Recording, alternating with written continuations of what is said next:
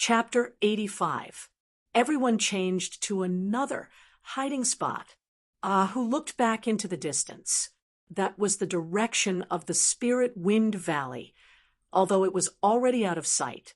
Ahu said with some regret, the above-ground facilities of the Spirit Wind Canyon were completely destroyed.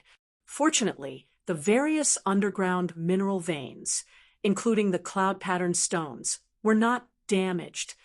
By the side, Sichuan didn't seem to care much about it.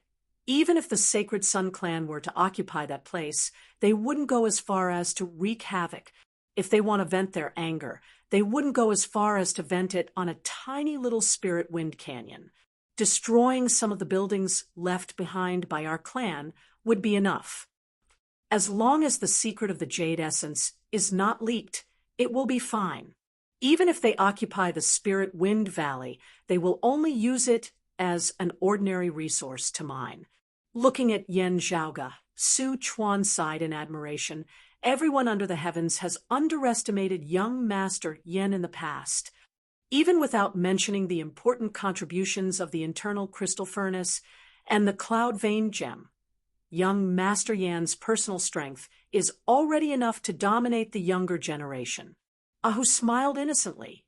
It's funny that people still doubted my young master's position as the fourth young master. The illuminating young master, Huang Jie, is merely ranked alongside Xiao Shen and Chao Yuanlong as one of the four rising suns. However, my young master defeating Xiao Shen and Chao Yuanlong at the same cultivation level is as easy as taking something out of his pocket, Sichuan said in a low voice. World-illuminating young Master Huang Jie's words. Other than a startling appearance when he first became a grandmaster, there has been little news of him in recent years. Whether it is the Sacred Sun clan's 4 rising suns or the current era's 4 young masters, the world-illuminating young master is the most mysterious of them all. It is really rather hard to judge his strength. Not counting the world-illuminating young master of the Sacred Sun clan's 4 rising suns, only the Radiant Sword Tang Yonghao might be able to contend with young master Yen a little. However, even Tang Yonghao would not be able to defeat Xiao Shen and Chao Yuanlong so easily like young master Yen did when they were at the same cultivation level. The Radiant Sword Tang Yonghao, publicly acknowledged as the head of the Sacred Sun clan's 4 rising suns, the eldest of the 4. At the same time, he was also the most famous genius of the entire Sacred Sun clan's younger generation. The world-illuminating young master Huang Jie was too low-key, if not for the fact that he was the sect leader's son. His brilliance would have been completely overshadowed by Tang Yonghao. In the territory governed by the Sacred Sun clan, there were many who hailed Tang Yonghao as the number 1 person of the entire 8 extremities world's younger generation. Other than the special case of the Maiden of Extreme Yin, not considering external factors and only looking at the martial practitioner's own strength, Tang Yonghao reigned supreme over the younger generation of the 8 extremities world. The territories under the rule of the other Holy Lands naturally wouldn't acknowledge this, but everyone acknowledged that Tang Yonghao was at least one of the strongest contenders for the title of champion of the younger generation. Yen Zhaoge smiled slightly. Tang Yonghao is someone with true ability, but as I see it, what is rarer is that this person's way of doing things is rather open and above board. However, if he wants to compete for the number 1 of the younger generation, he must first defeat senior brother Su of our sect. Sichuan smiled and nodded. The heavenly rock Su Fei, a disciple of Broad Creed Mountain, of the same age as Tang Yonghao, having competed with him from youth all the way till now. He was one of the leading figures of Broad Creed Mountain's younger generation.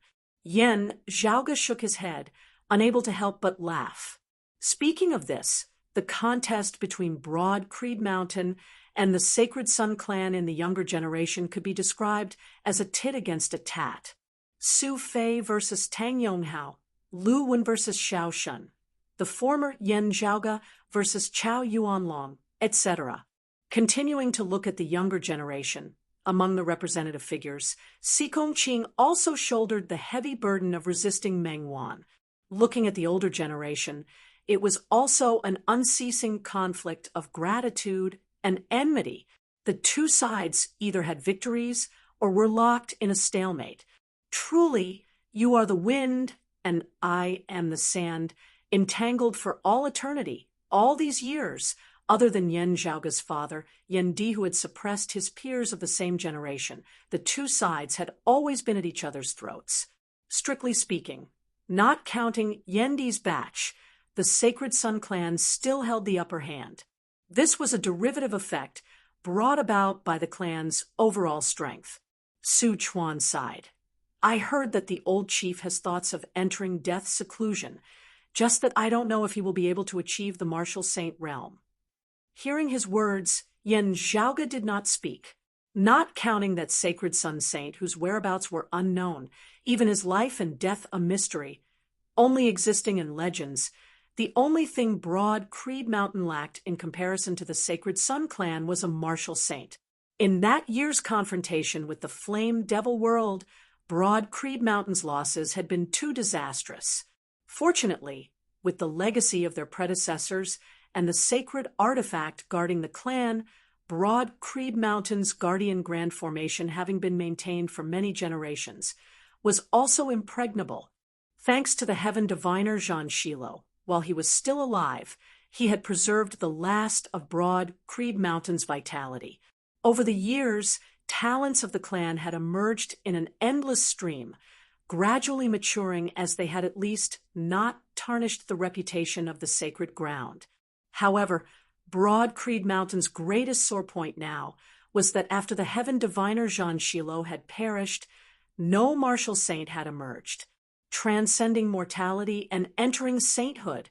How difficult was that? In the entire Eight Extremities world, the number of martial saints could be counted on one's fingers. Yan Zhaoge said slowly, the injuries that you're still left behind a hidden danger for Grand Master, causing him to be unable to take that final step for a long time. Su Chuan also had a look of pity on his face. Broad Creed Mountain's current #1 expert was Yan Zhaoge's Grand Master, the current chief, the heaven-equaling Yuan Zhengfeng. He was publicly acknowledged as the #1 expert beneath the martial saint realm in the entire Eight Extremities world, being at the peak of the 10th level of the martial grandmaster realm, a veteran transcending mortality martial grandmaster. Possessing outstanding talent and powerful strength, stepping into the martial saint realm would originally have been nothing difficult for him. Sadly, having been injured in his youth, his foundation had been damaged, and he had never been able to make up for it. As a result, even after having stepped into the transcending mortality realm for so many years, he had still been unable to take that final half step, stepping into the martial saint realm. Even martial practitioners outside of Broad Creed Mountain often sighed in pity that the old chief of Broad Creed Mountain was just a paper-thin distance away from the martial saint realm, yet it was still hard to cross. Meanwhile, the Sacred Sun clan still had its previous chief, the current Grand Elder, the East-coming martial saint, the Sun comes East Huang Guanglia, the father of the world-illuminating young master Huang Jia, the son of the old chief, Huang Guanglia. Huang Su was the current chief of the Sacred Sun clan, also a long-time martial grandmaster expert. The Sacred Sun clan similarly had a sacred artifact guarding it. The combination of the martial saint Huang Guanglia and the sacred artifact, as well as Huang Su and the numerous experts of the Sacred Sun clan, who were constantly emerging, together formed the might of the current #1 sacred ground. Unless it was absolutely necessary, Broad Creed Mountain was also not willing to start a full-scale war with the Sacred Sun clan. The Sacred Sun clan had similarly seen Broad Creed Mountain's growth and had been unceasingly restraining it these past few years. The clash between the two sacred grounds in the Eastern Tang this time was only one of the more intense ones. Huang Guanglia had entered secluded cultivation once more a few years ago. When he emerged, No one knew what kind of changes would occur to him, and it was hard to estimate what level his strength would have reached.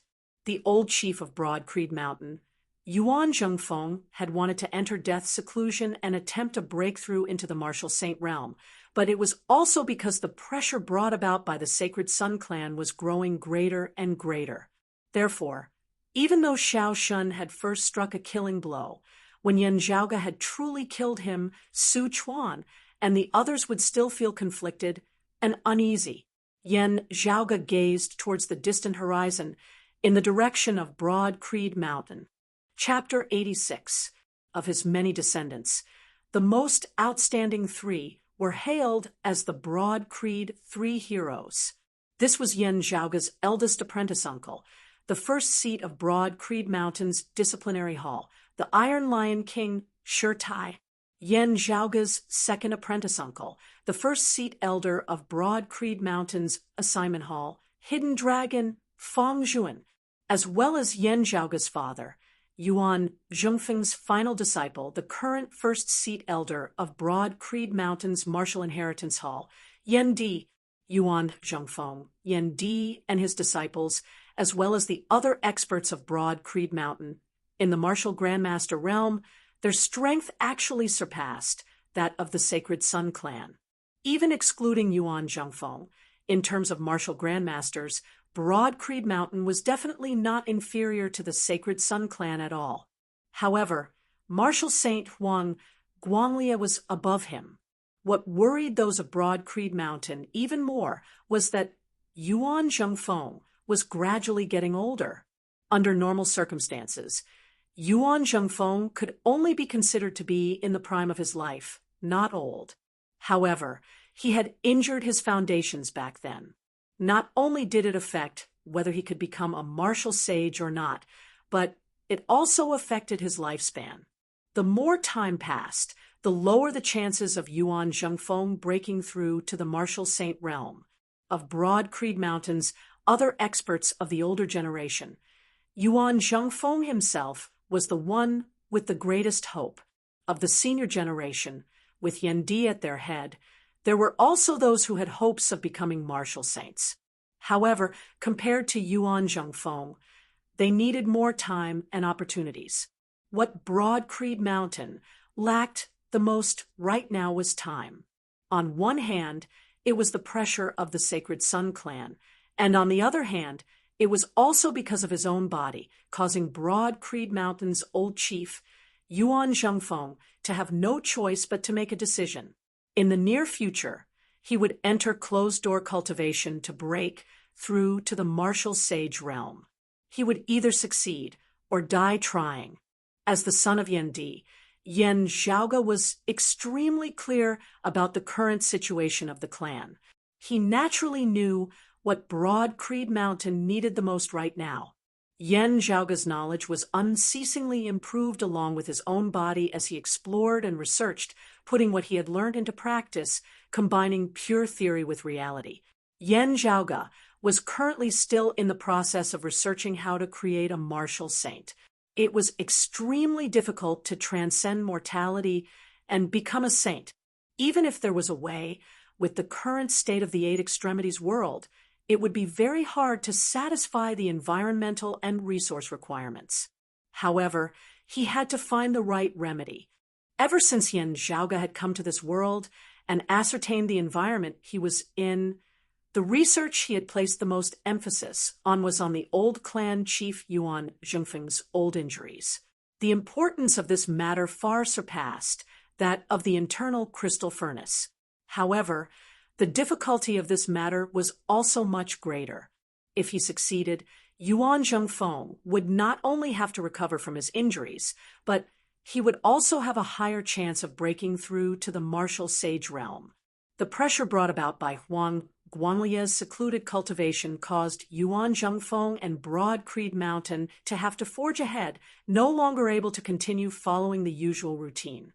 Ahu grinned from the side. Speaking of which, the world-illuminating young master Huang Jia is often not seen. Could it be that the old chief of the Sacred Sun clan is personally guiding and grooming him? Su Chuan smiled when he heard that.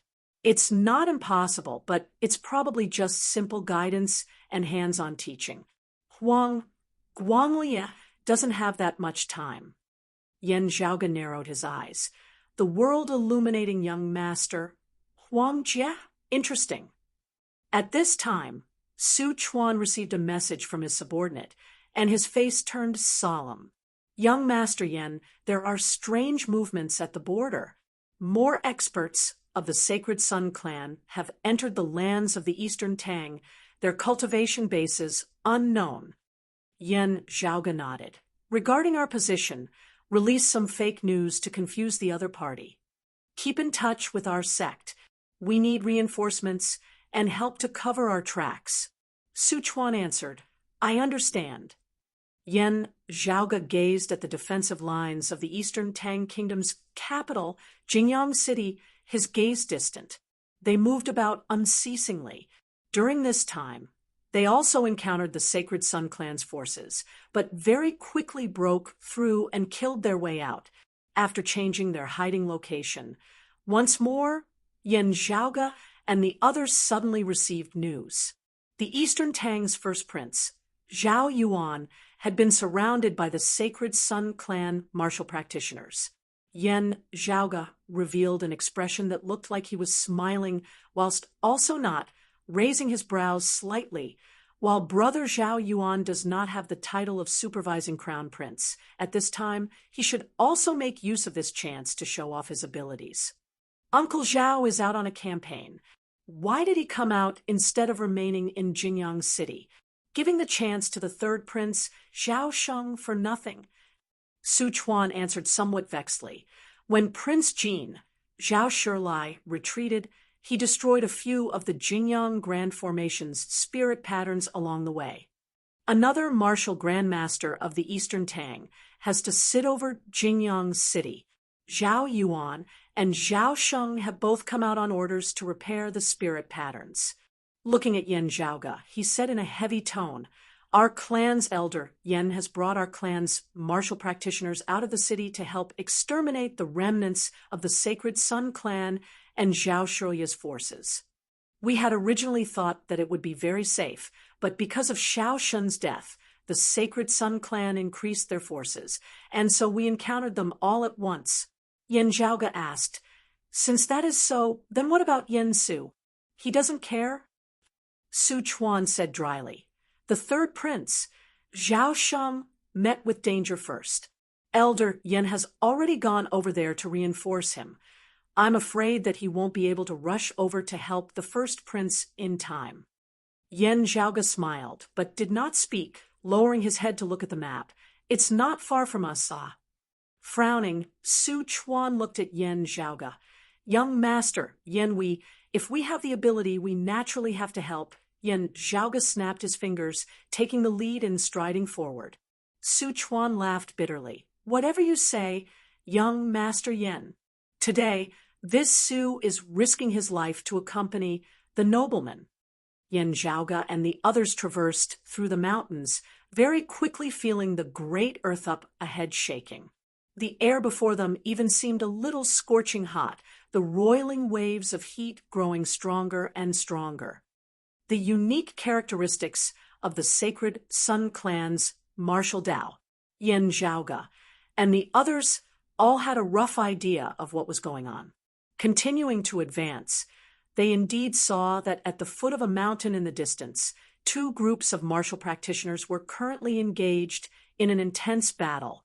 On one side, it was precisely the Eastern Tang martial practitioners led by the crown prince of the Eastern Tang Kingdom, Zhao Yuan.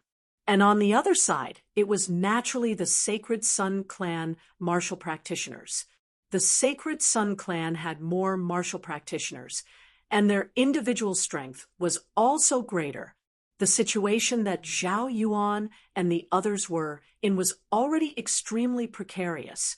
Not saying a word, Yan Zhaoga immediately led Su Chuan and the others in killing their way into the battlefield from the side. Saving people was like putting out a fire. Yan Zhaoga did not hold anything back, the jade dragon sword dancing, as it spiraled about, instantly causing the other side's forces to collapse like a collapsing mountain. as the broad Creed Mountain martial practitioners killed their way before Zhao Yuan. This crown prince of the Eastern Tang smiled bitterly. Having heard that the Sacred Sun clan had increased their forces, we had already retreated as quickly as we could, but who knew that we would still be blocked? Yen Zhaoge thought to himself. Brothers' route back to Jingyang City is one of the main targets of the enemy's blockade. Brother, you have been implicated by me this time. It will be hard for you to return to Jingyang City. You had better go somewhere else. As he said this, broad Creed Mountain and the Eastern Tang martial practitioners joined forces, tearing apart the encirclement formed by the Sacred Sun clan martial practitioners together, breaking out of their encirclement. Only after shaking off their pursuers did the two sides have the time to converse. As they walked, Zhao Yuan shook his head. Zhaoge, you having killed Xiao Shen, your name will definitely shake the heavens.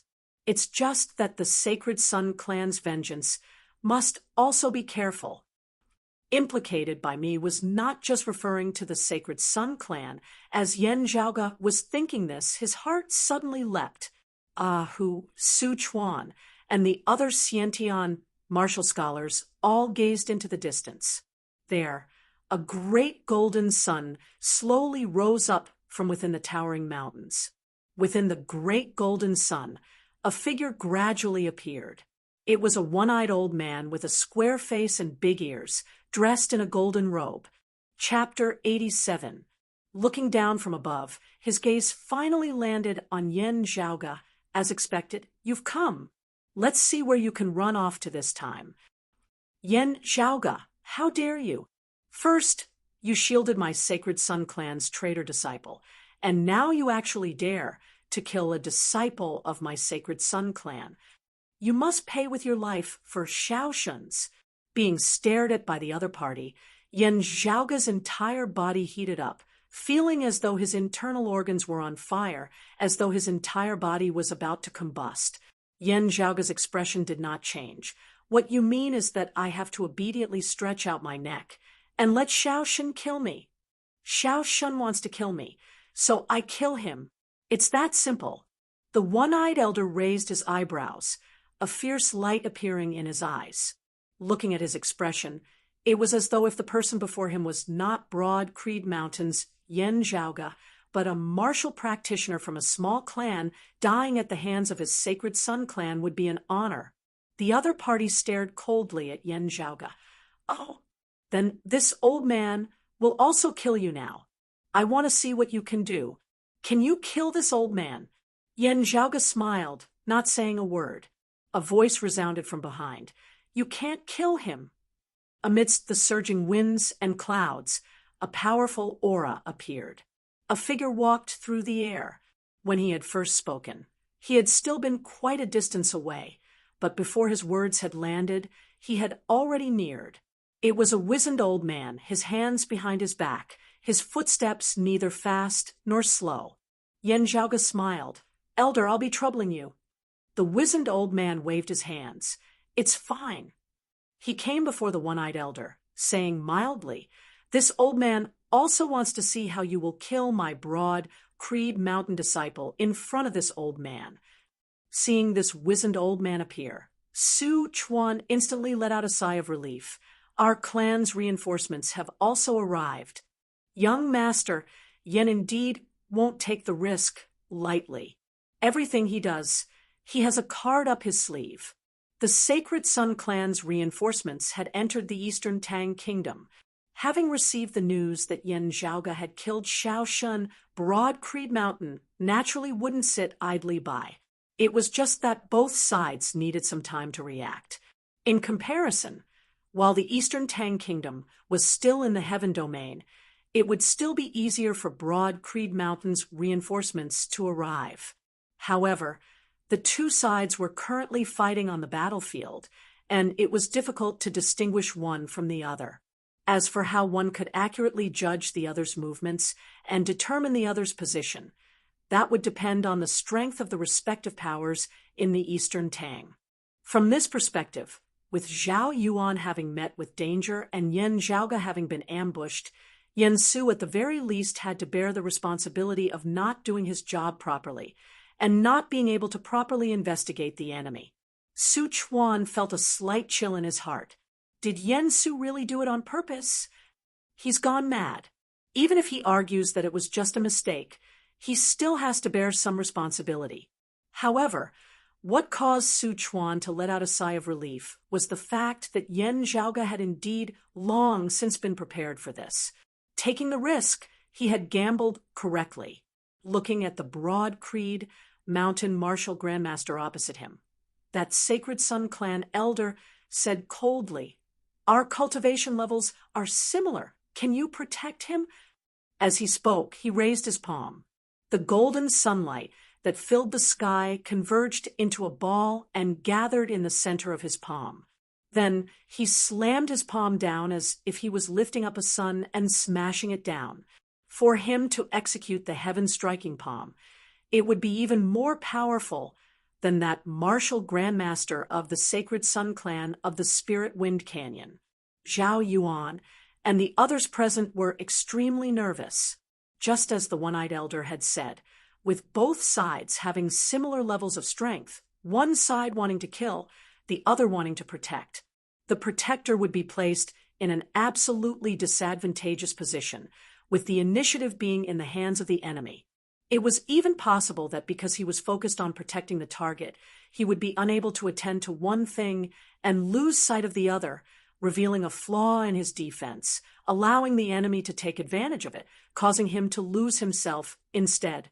At that time, the protector and the person being protected would both become fish on the chopping board of the enemy, only able to die on the spot.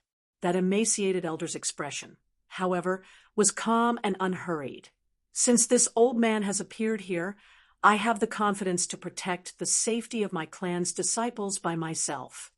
I dare not say much, but if it's just you, then it would indeed not be a problem. As he said this, that emaciated elder crossed his palms, the center of his palms turning a faint golden color. Numerous palm shadows spread out, enveloping the surrounding area. Numerous golden streaks of light intermingled in the air, resembling numerous golden ropes, binding the heavens and grabbing the earth. As the heaven-striking palm of the Sacred Sun clan elder descended, it was trapped by those numerous golden ropes.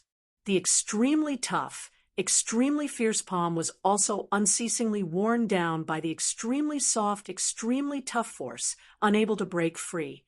Golden canopy palm. The one-eyed elder instantly raised his brows. The martial art that the other party was executing was precisely Broad Creed Mountain's direct lineage, the golden canopy palm of the 8 extreme arts. Watching from the side, Yen Zhaoga also nodded, thinking, nearing the point of perfection. In the ceiling dragon abyss, Yen Zhaoga had also seen Elder Kong execute this martial art. It had been even more profound and unfathomable, but that had mostly been because Elder Kong's cultivation base had been higher. In terms of attainments in the golden canopy palm alone, this emaciated elder could already be said to be at the peak amongst those of the same cultivation level. After executing the golden canopy palm, the emaciated elder's figure abruptly shook, resembling an ethereal, distant breeze, swift and agile.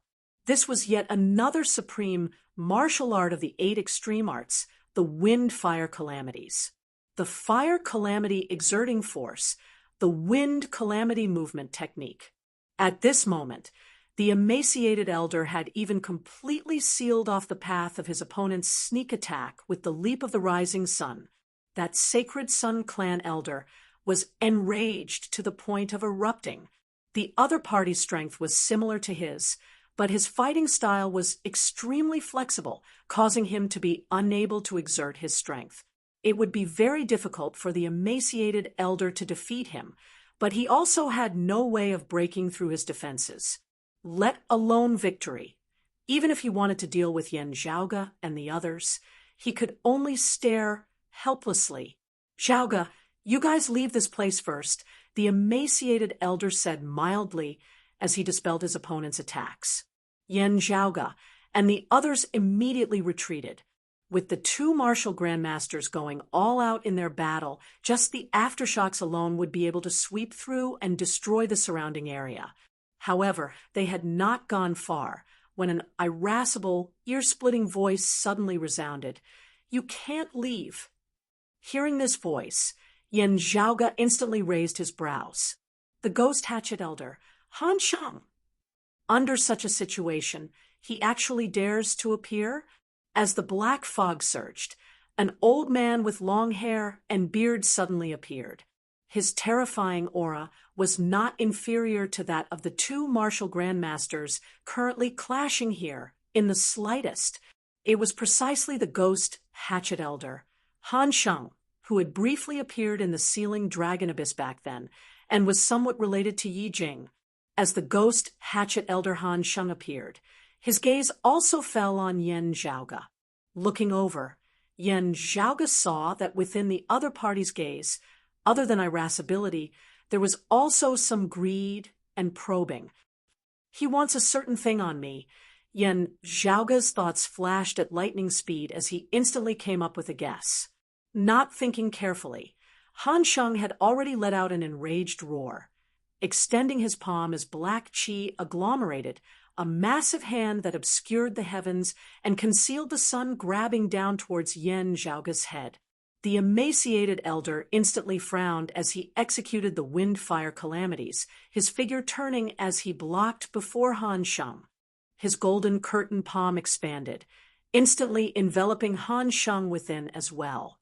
However, with him having to attend to one thing, the pressure on the Sacred Sun Clan elder on the other side was instantly reduced greatly. Executing the leap of the rising sun, he forcibly bypassed the obstruction of the emaciated elder's golden curtain palm, shooting towards Yen Zhaoge. Su Chuan's heart thumped as he looked at Yen Zhaoge with a pale face. Chapter 88. Fighting one against two. That broad Creed Mountain elder inevitably had the feeling that he was in dire straits. The wind calamity movement technique was already insufficient to help him obstruct the enemy.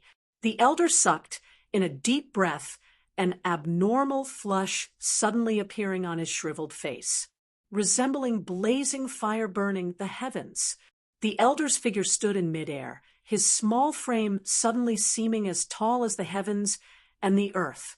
He pushed out with his palms, forcibly clashing with the one-eyed elder's heaven-striking palm. The ghost hatchet elder Han Shang let out a piercing howl, his palms forming sabers as he chopped forward, resembling brandishing two great axes. Numerous streaks of black light condensed into numerous handleless flying axes, sweeping through the horizon like a hurricane. This was Han Shang's special ability, the ghost hatchet palm. As the palm struck out, it revolved, strange and domineering, resembling the spinning of flying axes, specializing in breaking through the opponent's defenses. While domineering and sharp, it was also unpredictable, causing one to be unable to guard against it. While it seemed tough and domineering, it also contained a sinister hidden force, resembling the blade of a ghost or divinity secretly wielding an axe, causing one to be injured unknowingly. Even those with similar cultivation bases, if they didn't know about it, they would definitely be at a disadvantage. Numerous black whirlwind flying axes either arced through strange arcs, avoiding the palm force of the broad Creed Mountain elder's golden curtain palm, or spinning as they forcibly sliced apart those numerous golden ropes. Making use of the time, when the broad Creed Mountain elder was clashing with the Sacred Sun Clan's one-eyed elder, Han Shang's attacks obscured the heavens and covered the earth as they attacked towards Yen Zhaoge and the others. Yen Zhaoge could only feel black light flickering before his eyes, the scenery between the heavens, and the earth seemingly shattering for a moment. Ghostly howls resounded by his ears, sharp and piercing, as though he had fallen into an endless hell. Hu, Su Chuan, and the others also felt the same, with a martial grandmaster expert making a move, let alone counterattacking. They didn't even know where to start talking about defending or evading. Young Master Yen, is this within your predictions? Hearing Su Chuan's bitter voice, Yen Zhaoge stroked his lower chin. To be honest, not. Seeing Su Chuan smiling bitterly before him, Yen Zhaoge smiled, shaking his head. The ghost hatchet elder Han Sheng can be considered an unexpected gain. Logically speaking, in the current environment of the three sacred grounds, if he and the Crimson Spirit Flag Master were smart, they wouldn't have gotten themselves into these muddy waters. So, his appearance, I prefer to call it a surprise. Su Chuan was taken aback, as Yen Zhaoge said leisurely, Han Sheng has come to take revenge on me for that sworn brother of his. Yi Jing? Who are you trying to fool? He wants something from me. I don't know why, but it means that it's very important.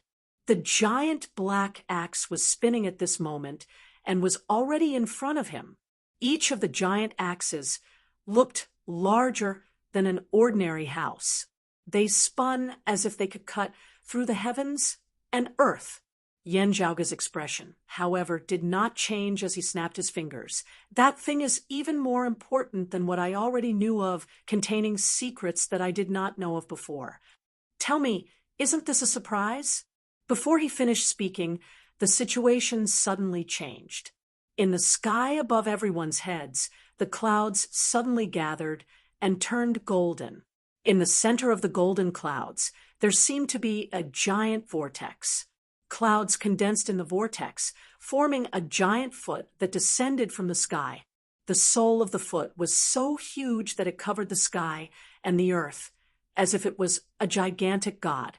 As the giant foot descended, the heavens and the earth within a radius of 100 kilometers seemed to have been locked in place. The wind stopped blowing. The clouds stopped moving.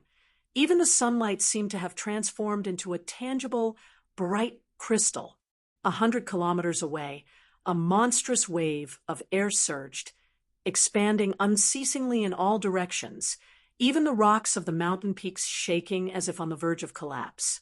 Before the giant golden foot had even completely descended, the numerous heaven-splitting axes formed of Han Sheng's ghost axe palm also stopped spinning, strange and comical as they were locked in place in midair. Everyone raised their heads in shock to look at the sky.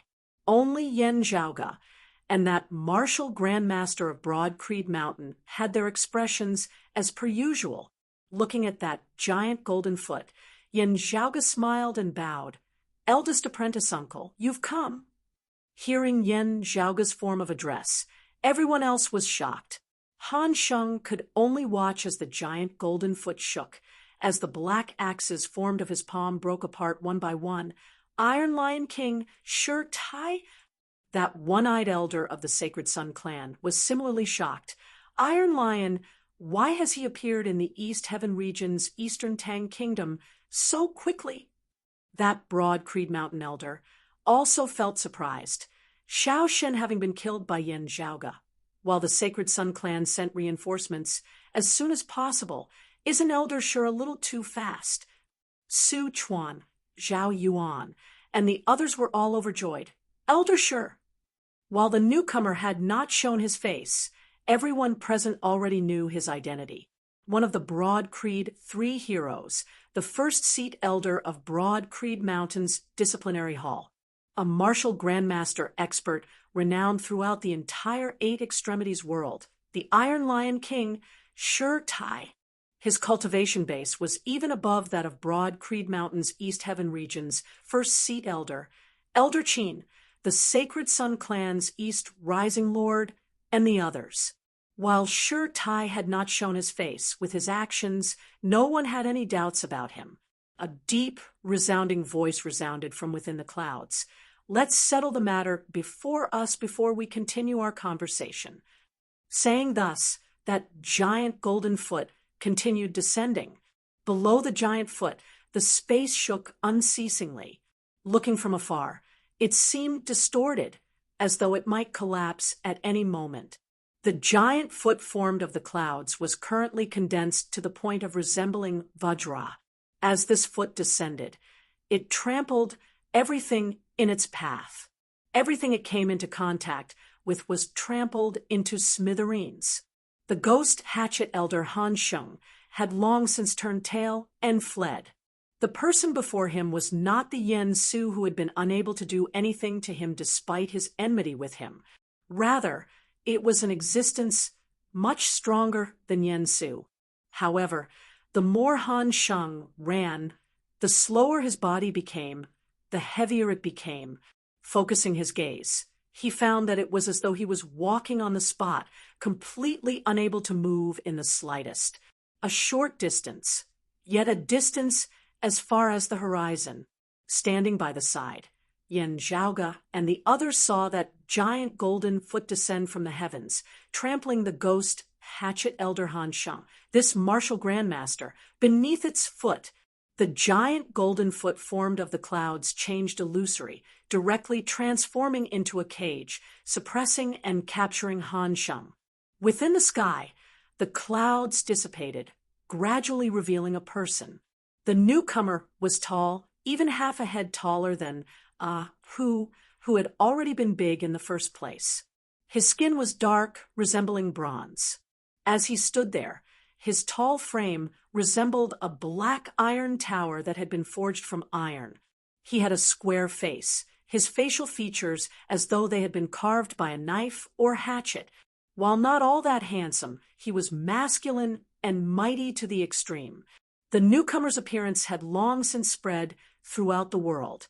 It was precisely the first seat of Broad Creed Mountain's disciplinary hall. Sure Tai, that sacred Sun Clan elder's face was ugly to the extreme. If Sure Tai had been at Broad Creed Mountain earlier, rushing over after receiving the news of Xiaoshen's death, he shouldn't have been this fast. Was he already in the East Heaven region before this? Or is it to say he had long since moved here? Standing where he was, Yen Zhaoge looked leisurely at the other party. He saw that one-eyed elder's gaze suddenly turned towards him, as though he wanted to devour him. Chapter 89. The reason was naturally something else, but it had originally been for Yen Su's sake. Now, however, it just so happened to deal with the Sacred Sun Clan's plans. As compared to the experts of the Sacred Sun Clan who had long since arrived, Sure Tai had not arrived much later in the Eastern Tang. Yen Zhaoge looked towards the sky. The black-faced, burly Sure Tai, while suppressing and capturing the ghost hatchet elder Han Sheng, also directly reached out and grabbed towards that Sacred Sun Clan elder. Seeing this, the one-eyed elder roared furiously, "Sure Tai, you dare?" Sure Tai's face was expressionless, resembling a rock that would never change even after 10,000 years. "Why wouldn't I dare? Those of your Sacred Sun Clan causing trouble in my heaven domain will have to pay the price." The one-eyed elder said furiously, "Your Broad Creed Mountain took in my Sacred Sun Clan's traitorous disciple, and your disciple Yen Zhaoge even killed my Sacred Sun Clan's direct disciple Xiaoshen. Do you think that this matter will be let off so easily?" Sure Tai said coldly, lecherous, frivolous, and unrestrained, intending to forcibly defile a fellow disciple. "Your Sacred Sun Clan favors this kind of trash. That Xiaoshen deserves this retribution." As he spoke, Sure Tai extended his right hand, his palm like colored glass, emitting a bright golden light from within, resembling Vajra. The all-encompassing winds and clouds surged once more, the golden clouds transforming into a massive palm that filled up the sky, grabbing towards that one-eyed elder. "Good. Sure Tai, if you have the ability, when you see my Sacred Sun Clan's clan chief, you can also spout such nonsense." The one-eyed elder howled hatefully, his body turning hurriedly as he executed the great sun rising rampage, fleeing into the distance. Han Sheng, whose cultivation base was not much lower than his, had been captured alive by Sure Tai in a single exchange. Even the East Rising Lord was not Sure Tai's match. The one-eyed elder would even less hope that he would be able to resist Sure Tai. He could only hope that he could escape now. The Sacred Sun Clan's great sun rising rampage was famed under the heavens. In terms of movement speed, he was much, much stronger than the ghost hatchet elder Han Sheng. Let alone Huang Su. Even if Huang Guanglia was here, this sure would say the same thing. This sure has always been soft in everything, but my bones. Even if this body's bones were shattered, I would still say the same thing. Sure Tai's tone was calm, but it naturally revealed an extremely resolute will. The giant golden hand formed by the clouds seemed to be infinitely large, stretching all the way to the horizon. However fast that sacred Sun Clan elder's rising sun traversing the heavens was, however unstoppable, it was ultimately still unable to escape Sure Tai's palm. The giant hand descended and instantly pressed down on the one-eyed old man. The one-eyed old man and the ghost hatchet elder Han Sheng both activated their spirit weapons, one middle grade and one low grade, as they struggled madly. However, the cage formed by the golden clouds firmly suppressed and captured them, leaving them no chance of escaping. Looking at Sure Tai's palm that had returned to its normal state, Yan Zhaoga clicked his tongue in admiration, only cultivating in a single martial Dao his entire life. Eldest apprentice uncle has really focused all his heart on it, practicing it to the extreme. Ah Hu, Su Chuan, and the others nodded in agreement. Broad creed mountain martial scholars like Yan Zhaoga of the 8 extreme arts, all cultivated in the Big Dipper sword and the Tishita palm. Martial grandmasters like Yen Su and even Elder Qin and Elder Kong also cultivated in various peak martial arts of Broad Creed Mountain, even cultivating in martial arts outside of it. It was just that of the many martial arts they cultivated in, only 1 or 2 were their main ones, the ones they were most proficient in, the others being minor ones for reference. This not only raised the martial practitioners' overall strength, at the same time it was also beneficial to their own understanding of the martial Tao. At their level, how to balance the importance of things and how to allocate their time was something that most people knew very well in their hearts. In the entire Broad Creed Mountain of the martial grandmasters, Sure Tai was the only exception. When he was young and his cultivation was still low, he had only focused on cultivating in a single basic martial art. After his cultivation had increased, he had still only cultivated in one of the 8 extreme arts, the Vajra body. He had trained in this for over 100 years.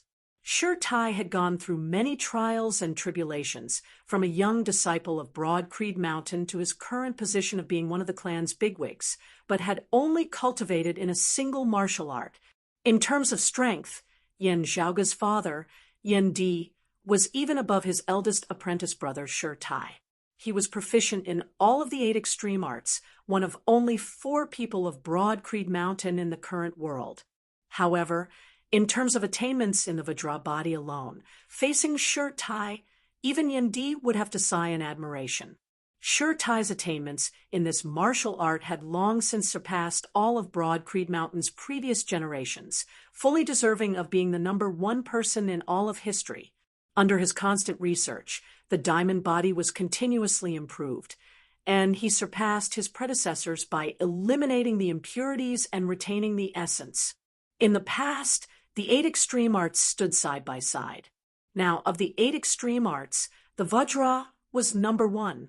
This reputation had been created by Sure Tai, his face expressionless. After having captured Han Sheng and that one-eyed elder, Sure Tai descended from the sky, coming before Yan Zhaoga and the others. Yan Zhaoga smiled. "I've troubled eldest apprentice uncle." Sure Tai nodded. "You also need to have the guts. Zhaoga, you've done very well." Yan Zhaoga smiled, his expression calm. But Su Chuan by the side was secretly speechless. With Sure Tai's reputation, it was very rare for him to praise others. Being able to receive a not bad evaluation from him was already extremely rare. Praising Yan Zhaoga as very well as he did now was practically as rare as phoenix feathers and unicorn horns. "Let's leave this place first. Don't leak the news that I've already arrived in the Eastern Tang," Sure Tai said. Yan Zhaoga nodded. "This is only natural." Sure Tai swiveled his head to look at that emaciated Broad Creed Mountain elder. I'll have to trouble Elder Een to look after the other disciples of our clan, as well as the Eastern Tang Royal Eldest Sons group. The emaciated elder had already retracted his shocked expression, not asking any further as he nodded, replying, "Leave it to this old man." The group immediately left. Shi Tai and Yen Zhaoga, however, did not immediately move. Shi Tai gazed towards the distant horizon. "Yen Su, do you have anything to say?" Over the horizon, a glazed golden light suddenly lit up, enveloping the surrounding area, resembling a barrier, isolating the outside world from the outside world. Brought along by Shi Tai, Yen Zhaoga and Ahu strode out a few steps, arriving at the edge of the barrier. This barrier was formed of Shi Tai's powerful martial arts. Before this, it had completely vanished into nothingness, causing others to be unable to detect it, while it couldn't obstruct experts of the same cultivation level when it enveloped the surrounding area. Even if the ghost hatchet elder, Han Sheng, and the others had tried to escape, they would still have collided head-on with this barrier, their path forward blocked. At this moment, someone had been obstructed by the barrier, only able to awkwardly remain where he was unable to advance or retreat. That person was precisely Yen Su. He had not approached them earlier, only observing the situation from afar. If Yen Zhaoga's group had died at the hands of Han Sheng and the Sacred Sun Clan experts, it would naturally have been the best outcome for him. If Yen Zhaoga had been fortunate enough to break out of the encirclement, he might have had to personally take action. But seeing Shi Tai make his move, Yen Su's heart instantly turned cold. Compared to what he had expected, Shi Tai had arrived much earlier. At the first instant, Yen Su knew that things were not good and prepared to turn and flee. However, he discovered that Shi Tai's fist intent had long since enveloped the surrounding area, restricting the heavens and the earth. Not just Han Sheng and the others. Even Yen Su had not discovered that he had long since been trapped like a turtle in a jar. Suppressed by Shi Tai's fist intent, he wanted to leave but was unable to do so, wanting to take the initiative to reveal himself and conceal his actions. He was also unable to move. Chapter 90. Yen Zhaoga and Shi Tai came before Yen Su, who said smilingly, "Elder Yen, long time no see." Shi Tai glanced at Yen Su indifferently. "We'll talk as we walk." The few of them set off, with Yen Su following silently behind Shi Tai. The disappearance of a martial grandmaster of the Sacred Sun Clan, without leaving any traces behind at all, would instead appear abnormal, arousing suspicion. Under the condition of not revealing his identity and cultivation base, Shi Tai had intentionally left behind some traces for the Sacred Sun Clan to track. From these marks, it seemed that more than one martial grandmaster with similar cultivation as the one-eyed old man had attacked together. On one hand, it was to conceal his arrival, and on the other hand, it was to continue casting a long line to catch a big fish. Shi Tai first looked at the ghost hatchet elder. Han Sheng. Han Sheng, you joined the Decimating Abyss organization and caused chaos in hell. Your intentions are deserving of death. The ghost hatchet elder said, hatefully, "The human world is like hell, what's the difference? What right do you have to be so high and mighty? It's just that you guys are stronger. Hell will open, and the 9 serenities will descend.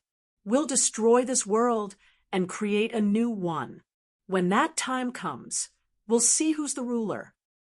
Han Sheng bellowed, angrily, "I've lost to you guys this time, so I have nothing to say, but Shi Tai, don't get too full of yourself. This isn't over yet." Shi Tai said calmly, "The changes in hell have temporarily calmed down, but I can also imagine that you people won't stop just like that. Your attack this time is a sign, right?" Han Sheng sneered and kept his mouth shut. He simply stopped struggling and closed his eyes, motionless. Yen Zhaoga suddenly said, "You want something from me, right?" Shi Tai looked at Yen Zhaoga. Yen Zhaoge returned a reassuring look before taking out something, waving it in front of Han Sheng. It was precisely the small metal plate that was related to the glacial dragon martial saint's inheritance that Yi Jing had obtained. From Yen Zhaoge's point of view, Han Sheng's expression did not change in the slightest, his gaze also not wavering in the slightest, his breathing and heartbeat also normal. The way he looked at her was filled with disdain and inexplicable. However, Shirtai's gaze suddenly turned sharp. His cultivation was far higher than Han Sheng's, and at this moment, he was using his own strength to imprison Han Sheng. He could clearly feel the fluctuations in Han Sheng's emotions and the changes that had occurred. Seeing this, Yen Zhaoge smiled, but did not speak. Shirtai similarly stared at Han Sheng. Seeing this, Han Sheng snorted. He still did not say anything, but his arrogance immediately diminished. Yen Zhaoge threw up the small metal plate, which rose into midair before descending. Yen Zhaoge caught hold of it once more. The demonic shadow you used to disturb the sealing dragon abyss has nothing special, and it has long since left my hands. Apart from that, we don't have any interaction or contact. If I must say that he is related, then it would be my junior brother from the same sect, your sworn brother, Yi Jing. Yen Zhaoge stroked the small metal plate with his finger. The only thing I obtained from junior apprentice brother, Yi Jing, was this small metal plate. Therefore, I can only assume that the thing you want from me is this thing. Then, Senior Han, is it convenient for you to tell us what you want this thing for? Yen Zhaoge looked at Han Sheng. This thing is related to the glacial dragon martial saint, but exactly how much of a connection it is, and how much of the glacial dragon martial saint's legacy it can obtain, are all unknown. Currently, in the lands of the Eastern Tang, the heroes of my broad Creed Mountain, the Sacred Sun Clan, and Infinite Boundless Mountain have all gathered, you having disturbed the sealing dragon abyss, and being the target of all, no one would mind taking care of you first. Under such circumstances, you still dare to take such a huge risk and appear. Yen Zhaoge laughed. Let me guess. Could it be that you have accurate information related to this metal plate, that you can obtain something that can help you further complete that so-called grand wish of yours? This thing, related to hell, can help you and your companions complete the plan? Hearing his words, Han Sheng directly closed his eyes, only opening his mouth after a long time. This old man's skills were inferior to yours, and I was captured by you all. There's nothing else to be said. Yen Zhaoge swiveled his head to look at Shirtai. Eldest apprentice uncle, I originally thought that this was only an uncertain fortuitous encounter, with me taking it for myself. However, from the looks of it now, it is of great importance. Broad Creed Mountain allowed its disciples to enjoy their fortuitous encounters alone. If a disciple felt that they could not handle it, they could also seek help from the clan, sharing it together. However, if the matter concerned the likes of the Flame Devil World, Hell, or other sacred grounds, it would be a different matter altogether. Shirtai said, "It's fine. We'll talk about it after the dust has settled. If it's related to the decimating Abyss organization, and hell, the clan will handle it. If it's related to the glacial dragon martial saint, the clan will not take it for you." The so-called decimating Abyss organization was the organization that the ghost Hatchet Elder Han Sheng was in. Previously, after the cleanup and capture of the Eastern Tang, most of its middle and lower level members had been captured, and Han Sheng was currently the strongest expert of the organization that had been captured. Whether it was Yen Zhaoge or Shirtai, they both had high hopes for him, preparing to pry open Han Sheng's mouth and dig out even more valuable information. Shirtai said, "This time, you were willing to take a risk. Let's not talk about whether you will succeed or fail in the future. At least Han Sheng's capture is of great significance. It is already a great merit." You first rescued the Zhao king of the Eastern Tang from danger, then assisted him in wresting back control of the Jingyan Grand Formation. Your merit cannot go unnoticed either. In a battle, it's either you die or I die. You killing Xiao Shun cannot be counted as your fault. Looking at Yen Zhaoga, a hint of warmth surfaced within Shi Tai's usually cold and resolute gaze. Currently, you have already performed 3 great merits. The clan will reward you for all of them. Thinking about it, you have only been in the Eastern Tang for slightly more than half a year, yet you have consecutively performed great merits, your merit being outstanding. This is still the first time I have seen such a frequency and efficiency since I have been in charge of the disciplinary hall. Yen Zhaoga said, "Eldest apprentice uncle overpraises me. Don't lie before the true. This time, the ghost hatchet elder being captured was an unexpected surprise." Saying so, the corners of Yen Zhaoga's mouth curled up slightly. Also, for things to have gone so smoothly, I still have to thank the cooperation of others. Shi Tai said mildly, "Indeed, their cooperation was very good." The gazes of the two fell on Yen Su. Yen Zhaoga spread his palms apart. "Elder Yen, as far as I know, because you were rushing to rescue Zhao Sheng, you shouldn't have had the time to come here, right?"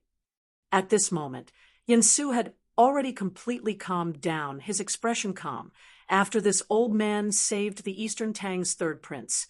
"I rushed over here at top speed. Sadly, I was a step too late." He bowed towards Shi Tai. Fortunately, Elder Shi and the clan's other experts arrived, defeating the Sacred Sun clan and Old Monster Han. Shi Tai looked straight at Yen Su. "Seeing that I was here, why did you run?"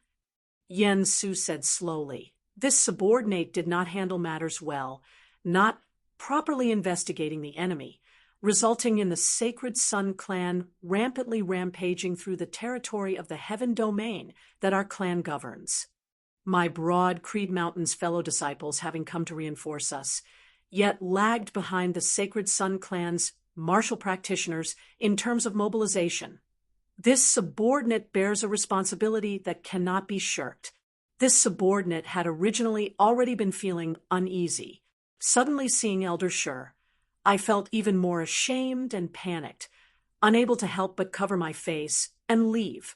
On one hand, I was ashamed and had no face to show. On the other, I also wanted to make up for my mistake as quickly as possible, urging my subordinates to quickly gather intelligence on the Sacred Sun clan's side, in preparation for our clan's counterattack. Yen Su bowed deeply towards Shi Tai.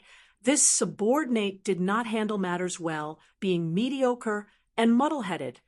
I am willing to accept all punishment. Looking at Yen Su, Yen Zhaoga thought to himself that this old man was really a hoodlum. He would first take the initiative to admit his small mistakes, while when it came to the truly big problems, he would just push them away. What Shi Tai hated the most in his life were people who were incapable of doing things, pushing away their responsibilities. Yen Su's words would undoubtedly cause Shi Tai to have an extremely bad impression of him. Even if he was temporarily let off in order to resist the Sacred Sun clan, Yen Su would definitely not have it easy afterwards. However, compared to Yen Su's true intentions, this kind of mistake did not count for much. It was just that Shi Tai was not easy to fool. Chapter 91.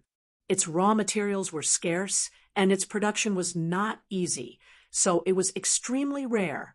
Taken from the meaning of the miniature, within a 1,000 li household pouch, it was similar to Mount Sumeru in a mustard seed. The shadow shrinking pouch formed a space of its own, able to hold a large amount of things, and also allow living beings to temporarily reside within. Shi Tai's cultivation was high, and his senses were extremely acute. While Yen Su tried his best to conceal it, he was still unable to hide it from him. On the way here, this subordinate inadvertently discovered our clan's previously missing disciple, Yi Jing. Yen Su's expression was as per usual as he said candidly. At the time, he had already fallen unconscious, so this subordinate saved him. because I had to rush here to reinforce him. Not daring to delay, I temporarily placed him within the shadow shrinking pouch. As he said this, Yensu took out a small pouch. The pouch was black in color, with a golden rope tied around its mouth. From the outside, there did not seem to be anything special about it. However, as Yensu untied the golden rope, the mouth of the pouch opened, and a golden stream of qi instantly spurted out from within. Accompanied by the golden stream of qi, a figure appeared before Yen Zhaoge and the others. Yen Zhaoge laughed soundlessly. That person was currently still unconscious, the back of his hands, neck, and cheeks that were exposed outside of his clothes, all having patterns that resembled flames. Who else could it be but Yi Jing? Shi Tai's gaze fell on Yi Jing. While it was just a glance, Yi Jing instantly awoke. The awoken Yi Jing's gaze initially revealed a blank look, but he very quickly regained clarity as he warily observed his surroundings. When he saw Yen Zhaoge, his eyes instantly turned crimson as blood, as though there were flames burning within them. With a whoosh, he was about to leap up from the ground. Shi Tai frowned slightly, not moving at all, but Yi Jing was frozen where he was, unable to move at all, only able to straighten his neck and glare furiously at Yen Zhaoge. "My name is Shi Tai. You are also a disciple of our clan. You should know my identity," Shi Tai said calmly. "I am the first seat of our clan's disciplinary hall, in charge of the clan's laws and punishments. If you feel that you have suffered injustice, you can say it clearly here. If the truth is present, you will not suffer any grievances." Yi Jing panted heavily, staring at Shi Tai with wide eyes, saying loudly, "The people of Broad Creed Mountain are all jackals of the same tribe as the Yen father and son. His father is a first-seed elder, like you. How could you not be biased towards him? How could you possibly uphold justice for me, offending his father for me?"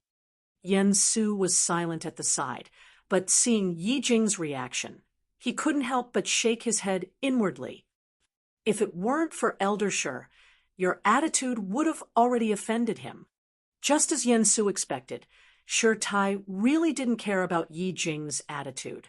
His tone did not fluctuate in the slightest as he said, "I will not offend junior apprentice brother Yen for you or for anyone else. However, for the sake of the justice of the clan, for the sake of justice for the hearts of the people, I do not mind offending anyone." I watched Zhaoge grow up, but it is precisely because of this that I cannot tolerate him making a mistake.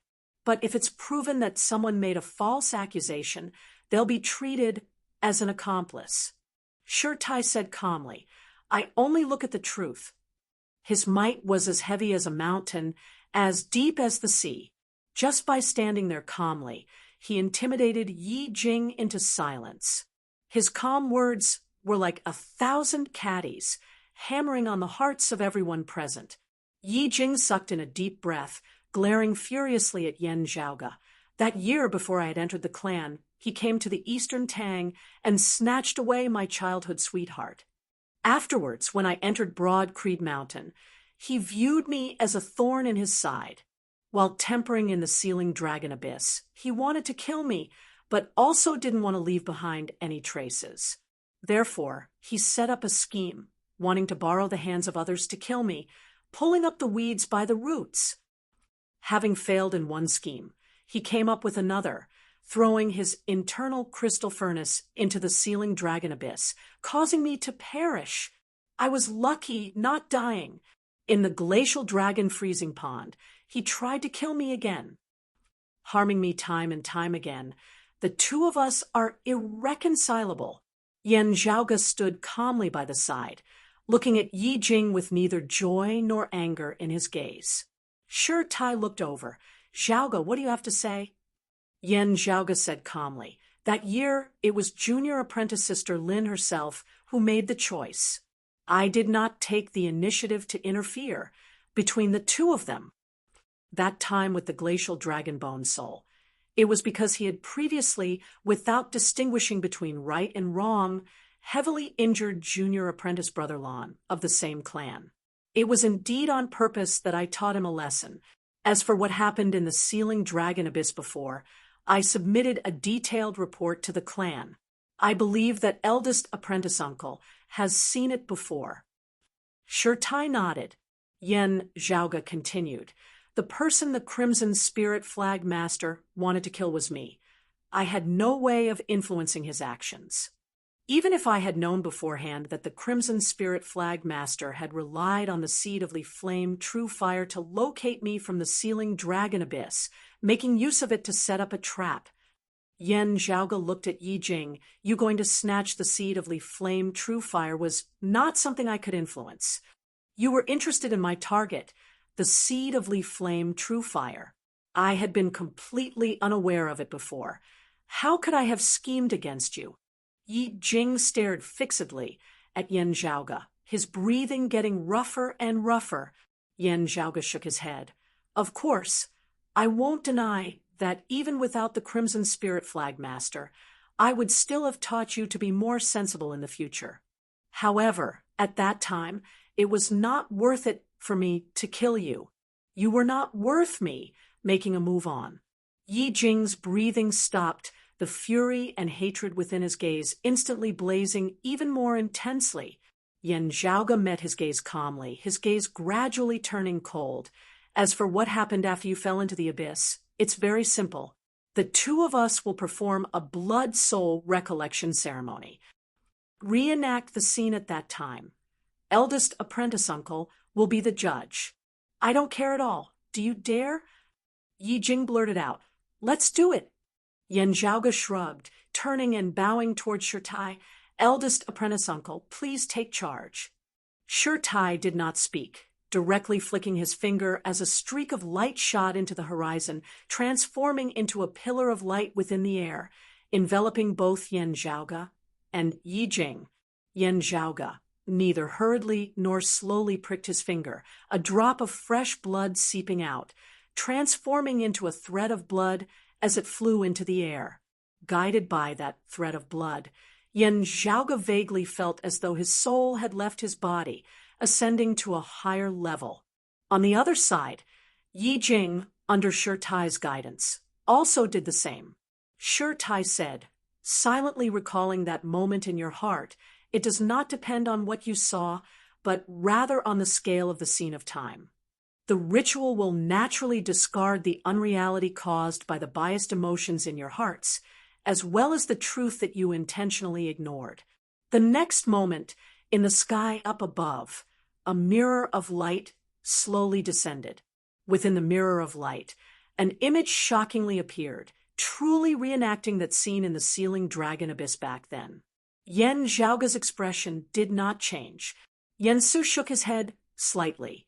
Yi Jing's eyes turned even redder. Shirtai, on the other hand, looked at the terrifying aura surging from the dark red ring on Yi Jing's hand, as well as the illusory figure of the giant divinity of flame within the light, slightly entranced. After a while, Yi Jing recovered, roaring furiously, "You're lying!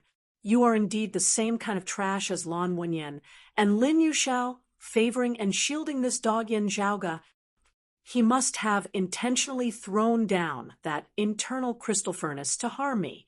Shirtai's expression gradually turned solemn as his gaze swept over, pressuring Yi Jing to the point that he was unable to move. The blood-soul recollection ceremony can indeed be faked, Shirtai said calmly, but there is only one possibility, that is that the two parties involved had colluded together beforehand. Yi Jing, did you collude with Zhaoga before this? Hearing his words, Yi Jing was rendered wide-eyed and tongue-tied as he panted heavily, the fiery light within his eyes growing stronger and stronger as his rationality and clarity had already disappeared. The patterns of flame on his body grew even more dazzling, as though they were about to truly transform into blazing flames. Chapter 92. Yen Zhaoga looked at Yi Jing, who looked like he wanted to devour him whole. After hearing his question, complex emotions surfaced in his eyes which had originally been gradually losing all rationality. Anger, regret, unwillingness, longing, hatred, loathing, disgust, and so on. However, these emotions were also very quickly swallowed up by the flames of fury. Yi Jing clenched his teeth, staring fixedly at Yan Zhaoge. However, he did not answer the question, only repeatedly repeating, because of you, everything was because of you. Seeing this, Yen Su's expression did not change, but deep within his eyes, a look of disappointment could not be concealed. Mud can never hold up a wall.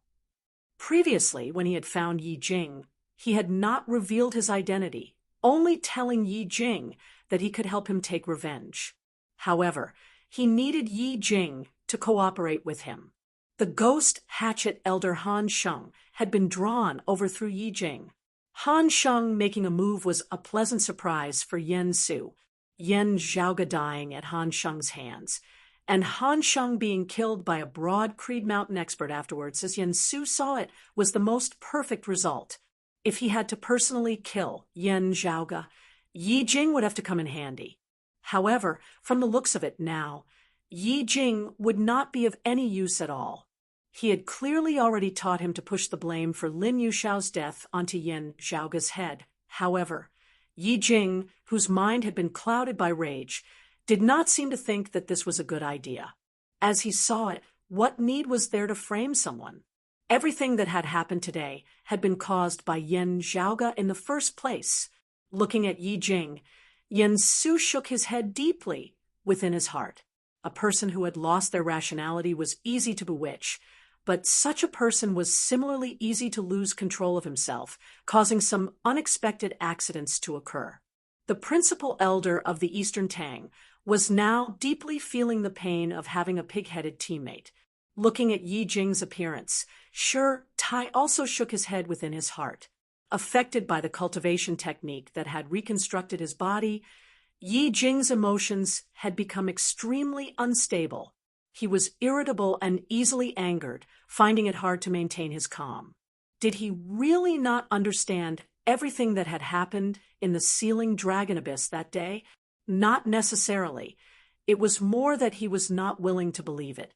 At the end of the day, it was just that he could not accept it, believing that he should not have suffered a tribulation for no reason at all, especially right in front of Yan Zhaoge.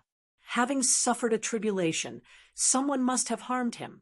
Other than Yan Zhaoge, whom he already had relations with, was there any other possible candidate?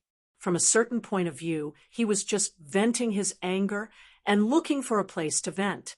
In the end, she felt that, as the victim, she absolutely could not lower her head in front of the perpetrator. She had to seek justice for herself and return everything that she had suffered to the enemy. It was just that in this constant process of self-hypnosis, Yi Jing's mood became more and more unstable. He became more and more manic, and the murderous intent in his heart grew stronger and stronger. From the victim that he thought he was, step by step, he became someone who harmed others and became more and more unscrupulous. Sure Tai very rarely felt the emotion of regret, but right now, he really had some doubts. Was the person that he had originally taken a fancy to and had the intention to take in as a disciple really this Yi Jing before his eyes? After hearing Yan Zhaoge's question, all of Yi Jing's reactions had fallen into his eyes. Naturally, he could tell that Yi Jing's so-called because of you stemmed from anger and resentment, and not from accusing Yan Zhaoge of murder. Yi Jing stared fixedly at Yan Zhaoge, hissing, "If not for being bewitched by you, how could Yushao not have left with me?" Yan Zhaoge came before him, looking down at him. "Not going with you, so you definitely won't let her go with me?" Yi Jing snorted, his eyes bloodshot, his rationality and clarity completely disappearing once more. "Those who stand on your side are my enemies." Yan Zhaoge looked at him, his tone calm, yet causing one to feel a bone-deep chill. "Very good. Prepare to pay with your life for junior apprentice Sister Lin." Yi Jing roared angrily, "You're not allowed to mention her. If not for you that year, none of this would have happened." Yan Zhaoge, however, no longer paid him any attention. Instead, looking at Yen Su, Yi Jing does not know the Tishita palm. Although the technique he currently cultivates in is very strange, containing the force of fire within it, it is completely different from the Tishita palm. Elder Yen, as the first person to discover junior apprentice Sister Lin's corpse, I would like to ask who caused the Tishita palm wounds on junior apprentice Sister Lin's body. Shi Tai similarly looked at Yen Su, under the gazes of Yen Zhaoge and Shi Tai. Yen Su was silent for a moment before he raised his eyes, his gaze calm. It was caused by this old man. He said slowly, the competition between Elder Yen and Elder Fong grew more intense by the day, and this old man was momentarily blinded by greed, intending to use Yen Zhaoge to deal a blow to Elder Yen. With Yen Zhaoge's crime confirmed, not only would Elder Yen lose all face, he would also gain the reputation of not teaching his son properly. How could such a person inherit the position of clan chief? Yen Su said calmly, and this way, the old clan chief, Elder Shi, as well as the other higher echelon experts of the clan, would all have a much lower opinion of Elder Yen and his father. Elder Fong's path to the position of clan chief would then be much smoother. In the future, this old man would also be able to obtain many benefits. This is being blinded by greed. This is the first sin. Other than that, a junior like Yen Zhaoge has contradicted this old man time and time again, causing this old man to be filled with a belly full of resentment. If I don't vent it, I won't feel at ease, intentionally making things difficult for him, teaching him a lesson. This is being blinded by hatred. This is the second sin. Yen Su's tone was calm and without fluctuations. As a principal elder, this old man has committed many grave sins. I am willing to step down from my position and head to the disciplinary hall to receive my punishment. No matter what punishment the clan imposes, this old man will have no objections. Now that our clan is at odds with the Sacred Sun clan, I do not dare to continue remaining in the Eastern Tang. I sincerely request to head to the front lines of the conflict between the South Heaven region and the Fire Domain, fighting against the enemies of the Sacred Sun clan. If this old life of mine is thrown away there, it can also be considered as paying for this sin. I hope that Elder Shi will allow it. Shi Tai looked at him silently, neither agreeing nor disagreeing, not saying a word. Looking at Yen Su, Yen Zhaoge asked, Elder Yen, is that all? Yen Su said mildly, this old man has admitted to my wrongdoings in front of a junior like you. This old face of mine has already been stripped clean. What else is there to hide? Yen Zhaoge sneered, but his gaze was a little cold. Elder Yan's ability to catch the big and let go of the small is deeply worth learning from. However, I would like to ask you, how did the movements of me and Elder Su's group fall into the Sacred Sun clan's grasp? Yen Su's expression did not change. This old man is also very curious about this point. He looked at Yen Zhaoge. Are you hinting that this old man intentionally leaked the information to the Sacred Sun clan, intending to kill you with a borrowed knife, sending you to your death? This old man admits that regarding your matter, I was a little narrow-minded, but it was still not to the extent of wanting your life. This old man had no reason to do so. As for this old man appearing here, as I said just now, it was because I had hurried over to provide assistance. Yen Su looked at Yen Zhaoge. You said that this old man wanted to harm your life. This is truly as good as wanting to pin a crime on someone. Yen Zhaoge was surprised. The evidence is irrefutable. Looking at Yen Su, Shi Tai slowly shook his head. Elder Yen, seeing that I have appeared here, are you still hoping for a fluke? Yen Su's expression did not change, but his heart sunk. Shi Tai similarly did not speak any further, only leading the group through the clouds, flying over the great earth, very quickly arriving at a manor where they landed. Seeing this manor, Yen Su's expression instantly dimmed slightly. Outside the manor stood a person, a hale and hearty old man. It was precisely the East disciplinary elder, who had visited the Eastern Tang half a year ago for Yen Zhaoge's sake. The disciplinary elder bowed toward Shi Tai. first seat. When we arrived, the other party was just about to silence them. Two of them could not be saved. However, the others have already all been captured. After preliminary interrogation, it is already sufficient to convict Yen Su of colluding with the Sacred Sun clan, divulging the whereabouts of our clan's disciples. Chapter 93. Firstly, a book friend had helped to set up a VIP book friend group. The group number was 517/425/679. To join the group, verification was required. The detailed rules could be found in the pinned post in the book review section. Friends who wanted to join the group, please leave a message in the pinned post in the book review section. Everyone is welcome to come and play. I will also pop up from time to time. Secondly, there will be an additional update tomorrow. Thirdly, and most importantly, I'm looking for recommendation votes. Please collect. Thank you, everyone. It was naturally impossible for Yen Su to contact the Sacred Sun clan himself. Otherwise, if he were to leave behind a handle in the Sacred Sun clan, how would he be able to continue staying in Broad Creed Mountain in the future? Although being a martial grandmaster was Yen Su's greatest asset, he was still a martial grandmaster. Previously, he had been in charge of this area and had access to a lot of useful information. But unless he had no other choice, Yen Su would definitely not think of betraying the clan and seeking refuge in the Sacred Sun clan. All of his other foundations would be lost, and he would have to start from scratch again. Arriving at the Sacred Sun clan as an outsider, no matter how much they treated him well, he would have no hope of truly entering their inner circle. As a result, Yen Su had gone through a number of procedures to send news to the Sacred Sun clan, preventing the other party from investigating.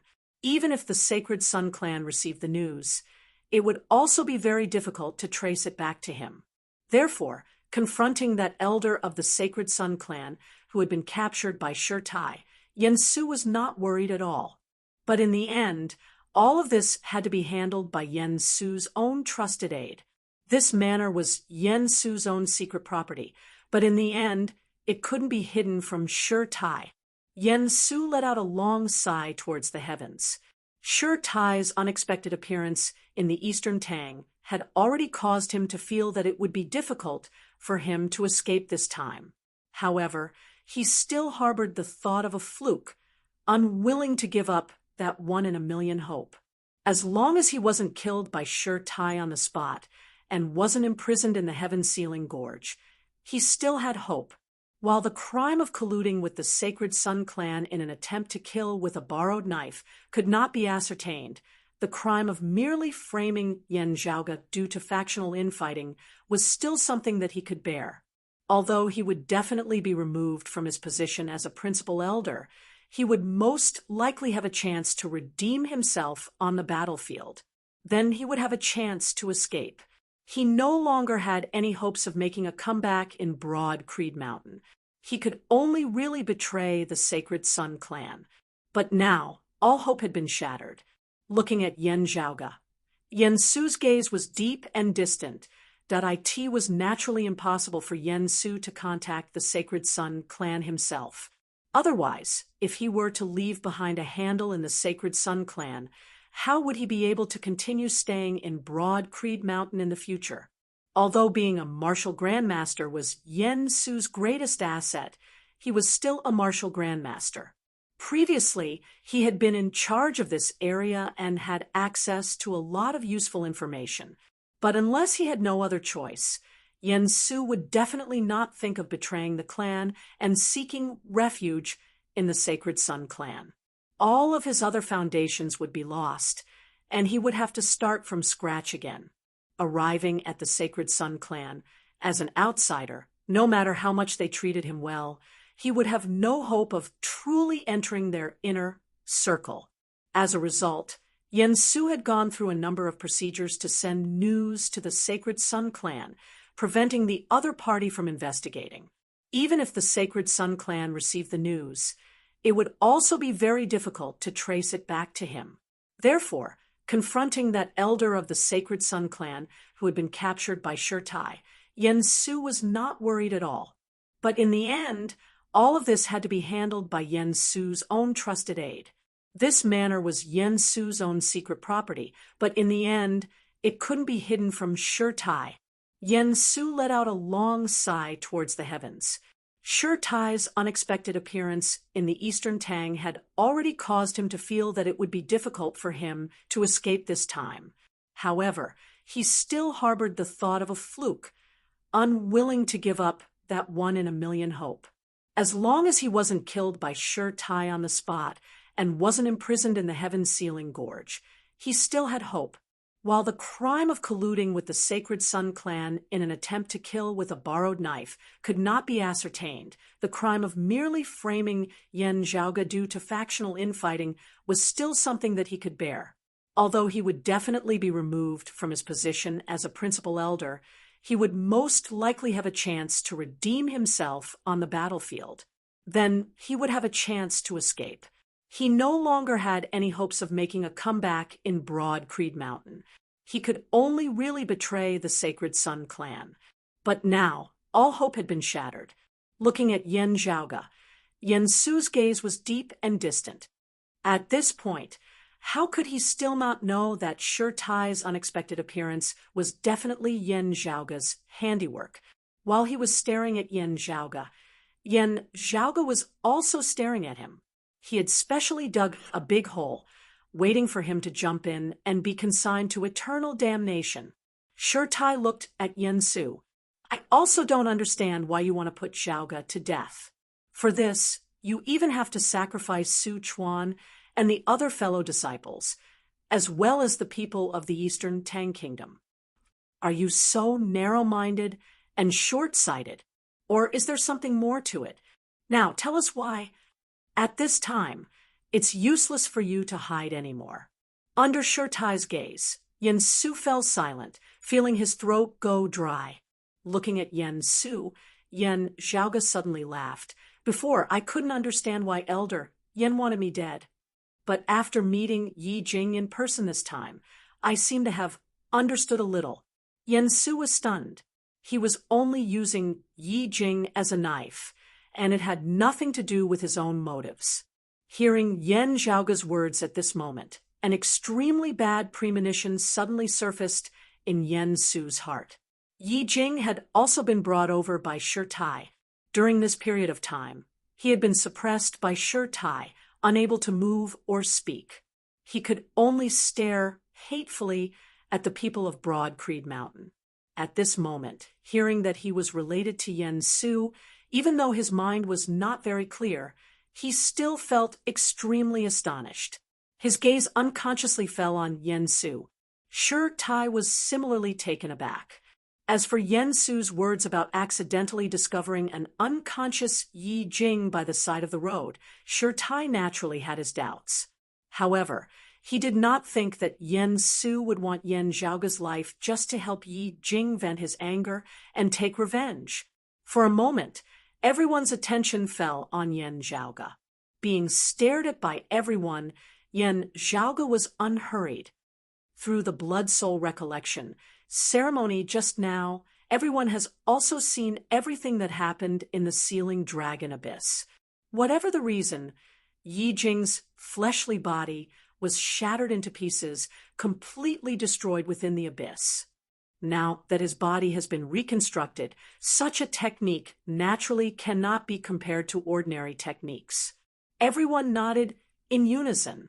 His entire body having been completely shattered, only his soul remaining, yet still being able to reconstruct his body, such a technique was indeed strange and unpredictable. Yen Zhaoga came before Yi Jing, looking at him.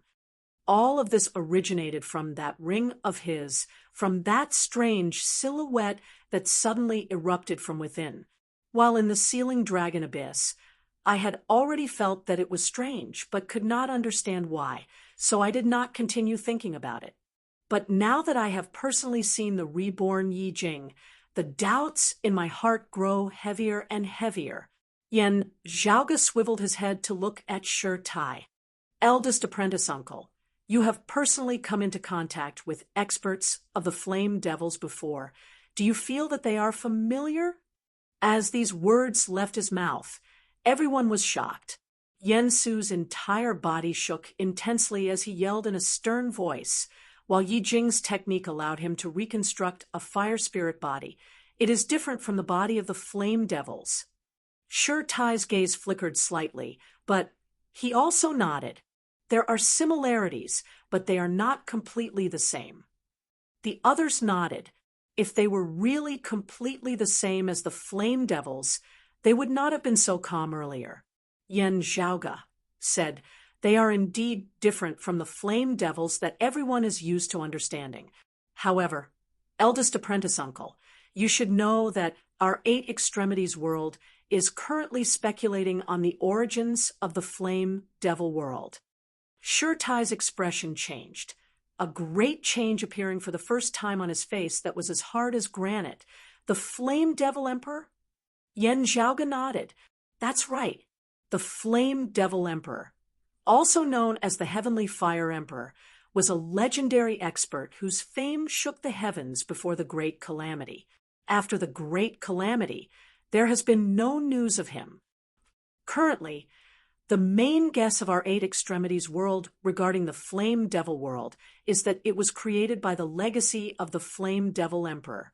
Just like our Eight Extremities world, we also unearthed the legacies left behind by experts of before the Great Calamity as our foundation, from which we unceasingly developed.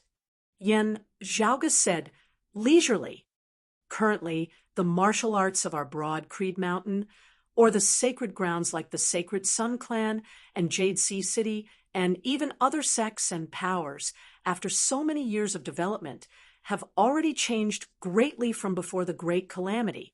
The legacy of the Flame Devils, having evolved over the long years, would definitely also be different from the legacy of the Flame Devil Emperor's direct lineage.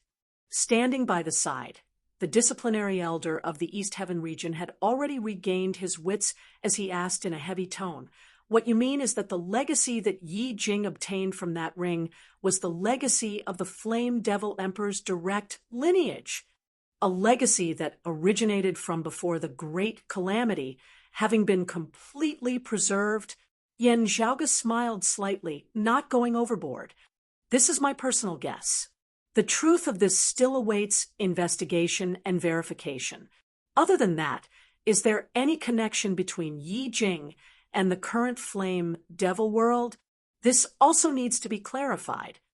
As Yen Zhaoge said this, he glanced at Yen Su, whether intentionally or not. Also, why would Elder Yen help Yi Jing?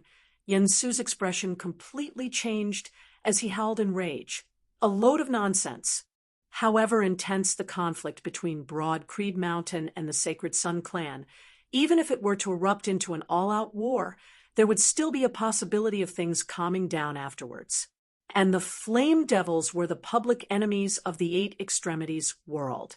Anyone who was associated with them would definitely not have a good ending.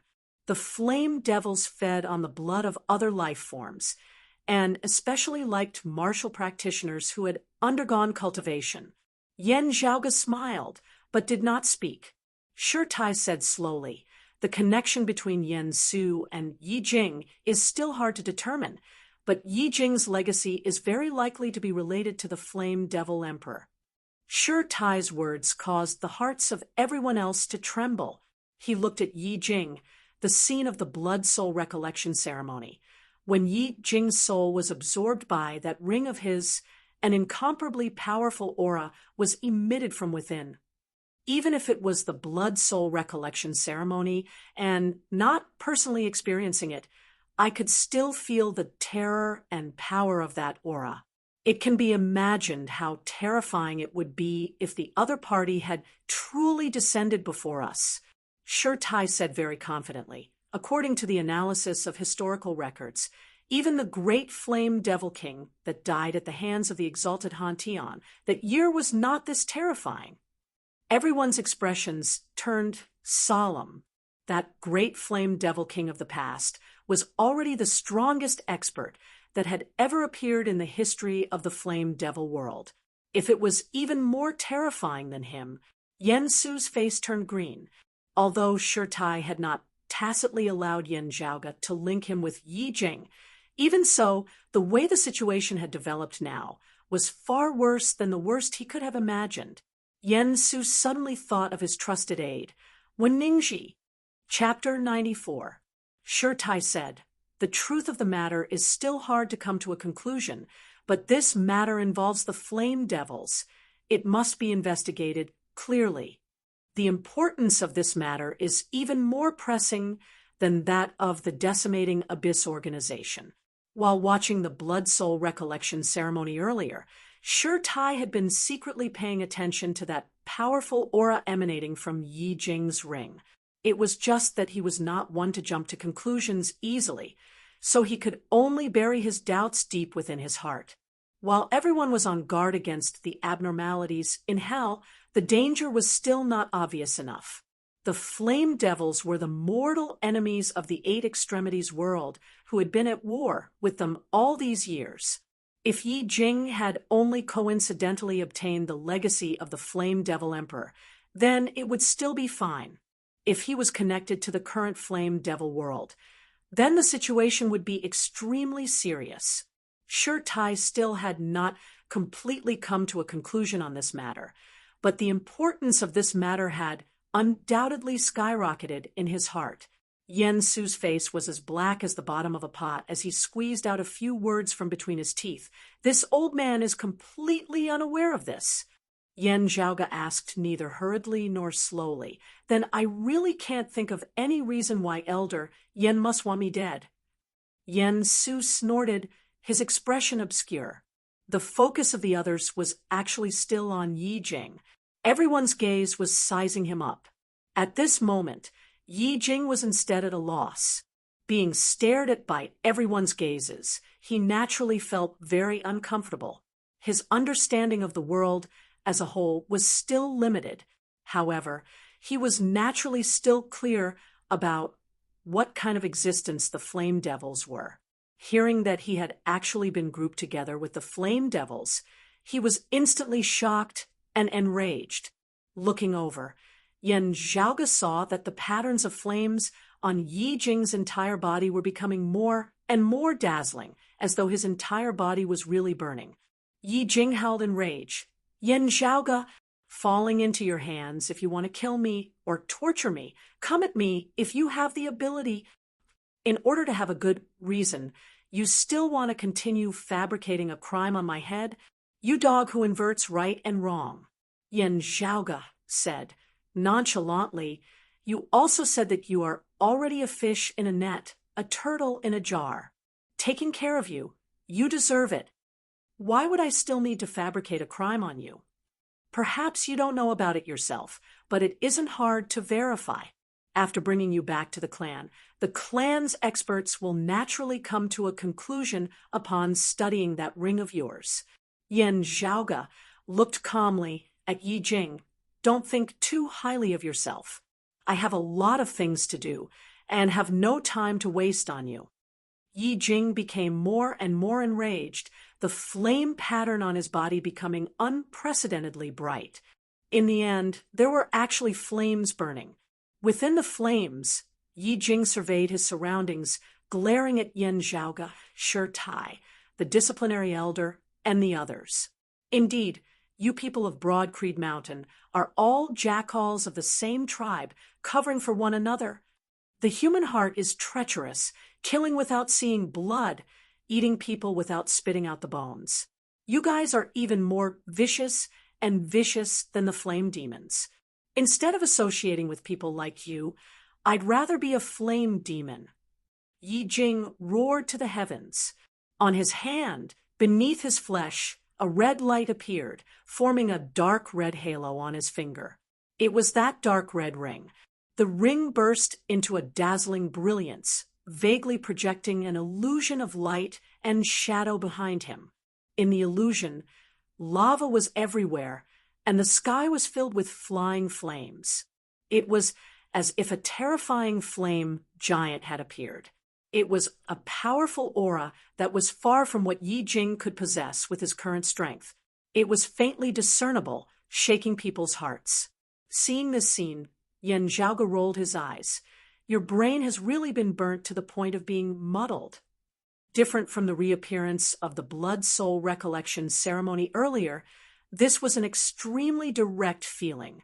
Everyone by the side, Yen Su included, looking at the current Yi Jing, feeling the concept within that illusory light and shadow. They all believed Yen Zhaoge's earlier deduction 70 to 80%. Looking at the dark red ring on Yi Jing's finger, Yen Su thought, so it has already merged with his body. No wonder I couldn't find it earlier. Shi Tai said indifferently, in terms of foundation, it is the most powerful this Shi has ever seen in his life. Even destroying the current 8 extremities world would not be a problem at all. But now, it can't even be considered a remnant soul, not even a will. It is only a strand of remnant aura, still unable to overturn the heavens. Saying thus, Shi Tai extended a hand, his palm instantly turning translucent, emitting a golden light from within as it resembled Vajra. As his palm descended, Yi Jing and that silhouette simultaneously let out pained and enraged howls. The fiery light was instantly extinguished. Yi Jing was once more pressed to the ground, unable to move, only able to glare unwillingly at Yen Zhaoge and Shi Tai. Shi Tai was about to speak when his expression suddenly changed slightly. Striding out, he was already outside the manor. At this moment, outside the manor, the blazing sun had originally been high in the sky, but the sunlight suddenly dimmed. The sky turned dark as though it had instantly descended into night. Within the darkness of the night, a bright moon was indistinctly visible. Shi Tai's entire body was covered in a glazed golden light, resembling eternally indestructible, as he faced off against it. Light and darkness intermingled between the heavens and the earth, neither giving way to the other, causing numerous wild tides to arise, directly shaking the manor down below to the point of collapse. Facing such a clash, the disciplinary elder of the East Continent and the other broad Creed Mountain experts also felt immense pressure. Twilight Dark Moon Chi. The disciplinary elder let out a muffled groan. This level of cultivation, the Twilight Lord of the 7 reigning suns. Yen Zhaoge stroked his lower chin.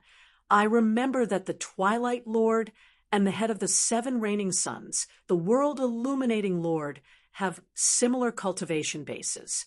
His strength can be ranked second amongst the 7 reigning suns. The disciplinary elder nodded. That's right. Although his position is below that of the world-illuminating Lord, his cultivation base is not much inferior, being a peak expert of the Sacred Sun clan.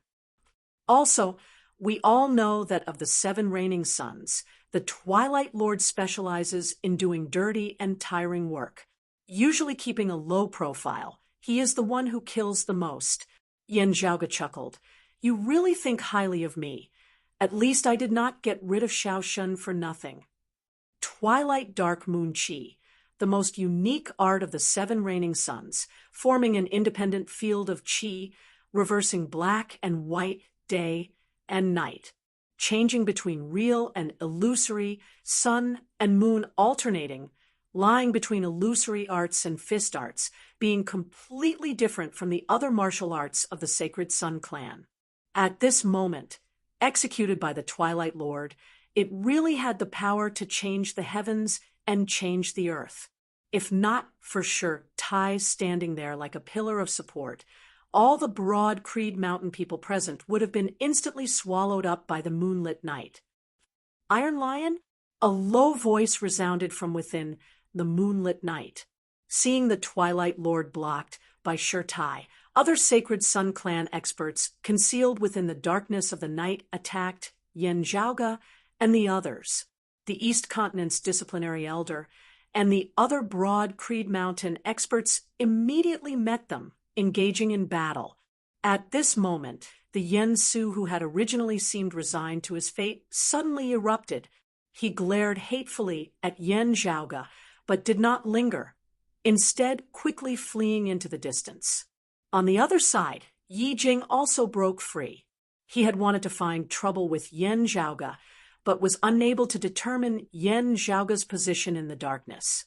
Thus, he could only let out a furious howl, and also fled. In midair, Shi Tai's cold snort resounded. A glazed golden light suddenly lit up within the darkness, blasting onto Yan Su's body. In the midst of fleeing, Yan Su's entire body shook intensely as he spat out a mouthful of blood. Dark red blood oozed out of every single pore of his entire body, as his entire person seemed to have transformed into a man of blood. Fortunately, most of Shi Tai's attention had been placed on the Sacred Sun clan's Twilight Lord. Receiving his blow, Yan Su had been heavily injured and on the verge of death, but he had still barely managed to preserve his life. Not daring to hesitate in the slightest, Yan Su struggled as he continued fleeing. Yan Zhaoge sent a sound transmission to Shi Tai. "Eldest apprentice uncle, leave it to me. I'll go find him and Yi Jing." Shi Tai hesitated slightly. "If the other party resists, you can kill him on the spot." Chapter 95. Anyone within the range of this force field would be affected by the twilight dark moon chi. However, his opponent was Shi Tai. Facing such an expert, the Twilight Lord also had to go all out, not having the time to be distracted. Within the range of the Twilight force field, it could only obstruct one's vision and disrupt one's senses, not causing any harm to the others of Broad Creed Mountain. As Yan Zhaoge gazed into the distance, all he could see was darkness. However, Yan Su had been injured by Shi Tai, and that glazed golden light had invaded his body, destroying it unceasingly. Yan Su was powerless to expel it from his body, to the extent that the force of Shi Tai's Vajra body continued to work within his body. Golden light continuously shot out from within Yan Su's body, as though Yan Su himself could emit light, easily guiding Yan Zhaoge in his direction. As for Yi Jing, as he fled with all his might, his entire body shone with a crimson fiery light, similarly eye-catching to the extreme in the darkness. The two of them resembled two fireflies in the dark night, making it hard for others not to notice their existence. Coincidentally, in their panic, the two of them fled in the same direction. This way, Yan Zhaoge no longer needed to split up with Hu, directly chasing after Yan Su and Yi Jing. As a martial grandmaster, Yan Su's speed should have been like that, traversing 1,000 li in broad daylight. However, he had been too heavily injured by Shi Tai, nearly dying on the spot, and his strength had completely fallen below the martial grandmaster realm. Especially under the influence of his injuries, he ran slower and slower. The two chased and fled, finally rushing out of the area enveloped by the twilight dark moon chi. Seeing the light of day, once more, Yan Su's eyes lit up. However, after his sensory abilities had recovered, he immediately sensed the presence of his pursuers, Yan Zhaoge and who were shockingly already very close. Estimating their speed, Yan Su gloomily discovered that if he continued running like this, he would only be caught up. His eyes flashed with humiliation and brutality. Yan Zhaoge chased after him, only to see Yan Su suddenly stop in his tracks, his body twisting as he turned and rushed towards him. Yan Su's expression was somewhat savage. "Still wet behind the ears, brat, if you want to seek death. This old man will grant you your wish." Yi Jing was also nearby, and in his frenzied state, his perception of his surroundings was not as sensitive as before. After charging forward for quite a distance, hearing Yan Su's angry roar, he turned his head, only noticing Yan Zhaoge, who had already caught up behind him. Seeing Yan Zhaoge, Yi Jing's eyes instantly turned bloodshot. Yan Su and the others also disappeared from his field of vision, his eyes only containing the Yan Zhaoge, whom he hated to the marrow of his bones. Howling, Yi Jing immediately stopped, also turning and lunging towards Yan Zhaoge. Yen Zhaoge looked straight at the approaching Yen Su, his expression calm. With a flick of his right sleeve, a jade light that resembled a dragon flew out.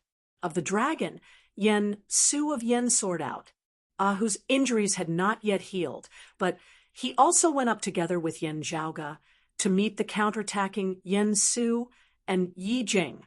Yen Su sneered, "Just the likes of you, and you dare to chase after me?" Yen smiled. "Dark, King Dark, Yen of the two of Yen of Yen, for two, Yen of two, Yen two, Lord, Yen Tai for sure for Lord." The dagger, which was flashing with a dark blue light, met the jade dragon sword in midair and forced it back. Spiritual chi overflowed from the short saber, resembling ripples of light. From within, a buzzing sound could be heard, as though it had a life of its own. It was a mid-grade spirit artifact. Yen Su stared at Yen Zhaoge, killing intent overflowing from his eyes. "Just based on your arrogant, frenzied personality, what do you think allowed you to live until now? If not for your family background, whether I need you into a ball or a cube, it's all up to this old man's whims. Now, your father Yendi is not here, nor is there Shi Tai. There are no other martial grandmasters who can protect you." The saber in Yen Su's hands expanded. "Putting aside my fear of your father, if this old man wants to kill you, it would be as easy as pinching an ant to death." The faint saber light expanded, instantly transforming into an illusory 8 Sceneries Palace lantern in midair. As the lantern light flickered, a myriad of scenes appeared, about to envelop Yen Zhaoge. Yen Zhaoge's expression was as per usual, as he said mildly, "I have an outstanding family background, which has brought me many conveniences. I have never avoided it. I won't say it pretentiously. Those are all my father's, not mine. Whenever I use them, I feel uneasy. My body, hair, and skin are all given to me by my parents. This stinky body of mine, how could it not be from my parents? My father has the ability to give me even more things. These things are like my hands and feet. Of course, I have to make good use of them." Yen Zhaoge's left hand formed a sword seal, the jade dragon sword transforming into a jade light that rampaged between the heavens and the earth. "What's important isn't how much power I've borrowed from my family. Rather, with such a high starting point, what heights I can reach in the future, how much I can repay my family in the future." Yen Zhaoge looked at Yen Su and laughed. "Other than that, if you want to kill me, under the current circumstances, it doesn't seem that simple." Yen Su let out a cold snort. The injuries that Shi Tai had given him were too severe. Not only had he fallen by quite a few cultivation levels, even his mid-grade spirit artifact, the hidden clear sunlight saber, was unable to exert its full power. And it wasn't just him who had been injured. On the blade of the hidden clear sunlight saber, there were numerous cracks, causing the agile, flowing saber light to become obscure. In terms of quality, it couldn't even compare to the low-grade spirit artifact, the Jade Dragon Sword. Yen Su helplessly discovered that with his heavy injuries, he was actually unable to take down the opponent in front of him. Yen Zhaoge and Ahu were also slowly grinding away at him with a roaming and tangling style. As time passed, his injuries were affecting his strength more and more. Yen Zhaoge asked, "You don't like me, and I also want to help my father remove you from your position as principal elder. But why do you have killing intent towards me? Is it because I've made you lose face time and time again?" Yen Su's movements slowed slightly as he said, "You don't need to ask this old man. Today, you'll die by this old man's hands. This old man naturally has no need to waste words with a dead man. If this old man can't escape today, I'll take this secret with me into my coffin. You and Yendi can slowly guess." He seemed to be distracted as he spoke, but his aura suddenly surged. A red light suddenly surfaced on Yen Su's face, as though flames had suddenly erupted. The wind-fire calamity, the power of the fire calamity.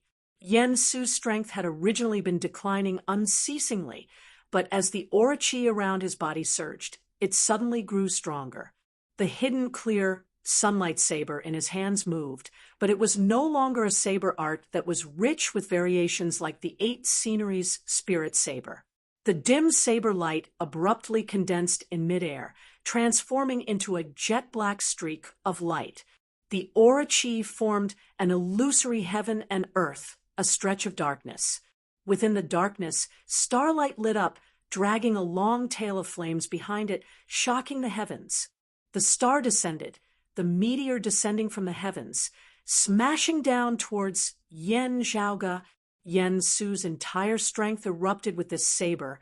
The momentum that shocked the heavens and shook the earth concentrated at a single point. For a moment, Yen Zhaoga felt as though all the other scenes in his field of vision had disappeared, leaving only that meteor descending from the heavens. The starlight became more and more dazzling, rapidly filling his field of vision. The saber chi was intimidating, as though it had locked his entire body in place, completely unable to move, only able to forcibly receive the saber of Yen Su's. Yen Zhaoga's expression did not change as he suddenly said mildly, "You have a secret within your heart that makes you afraid that we father and son will find out." That year, on the way from the Zhaozhou of the Thunder Domain to the Heaven Domain, an accident occurred, and many of our clansmen perished.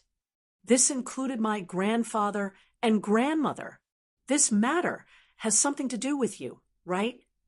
That meteor-like saber light descending from the heavens could not help but tremble slightly, pausing for a moment. Then it became even more ferocious, to the point of descending somewhat frantically and manically. Chapter 96. Although Yen Su's injuries were extremely severe, his current strength, compared to the outer aura martial scholar Yen Zhaoga, was still extremely powerful. This sudden eruption was even more ferocious to the extreme, using all of his strength in this strike. Yen Su had even included Ahu, who was wearing the black nightmare armor. If Ahu dared to block this saber for Yen Zhaoga, this saber of his would slay the two of them together. Yen Su's deepest secret, his greatest fear, had been exposed by Yen Zhaoga with a single sentence. A figure involuntarily surfaced within his mind, a stalwart man who bore 60 to 70% resemblance to Yen Zhaoga. Yen Su felt like he was suffocating just by guessing that this person was about to find out the truth of what had happened that year. This greatly shocked him, and at the same time, he became even more furious out of humiliation. It was as if he had been stripped naked and thrown in public. After pausing for a moment, the saber light chopped towards Yen Zhaoga even more ferociously and violently, wanting to dismember this junior, who had seen through his secret into 10,000 pieces. Yen Zhaoga's gaze burned as he stared fixedly at Yen Su.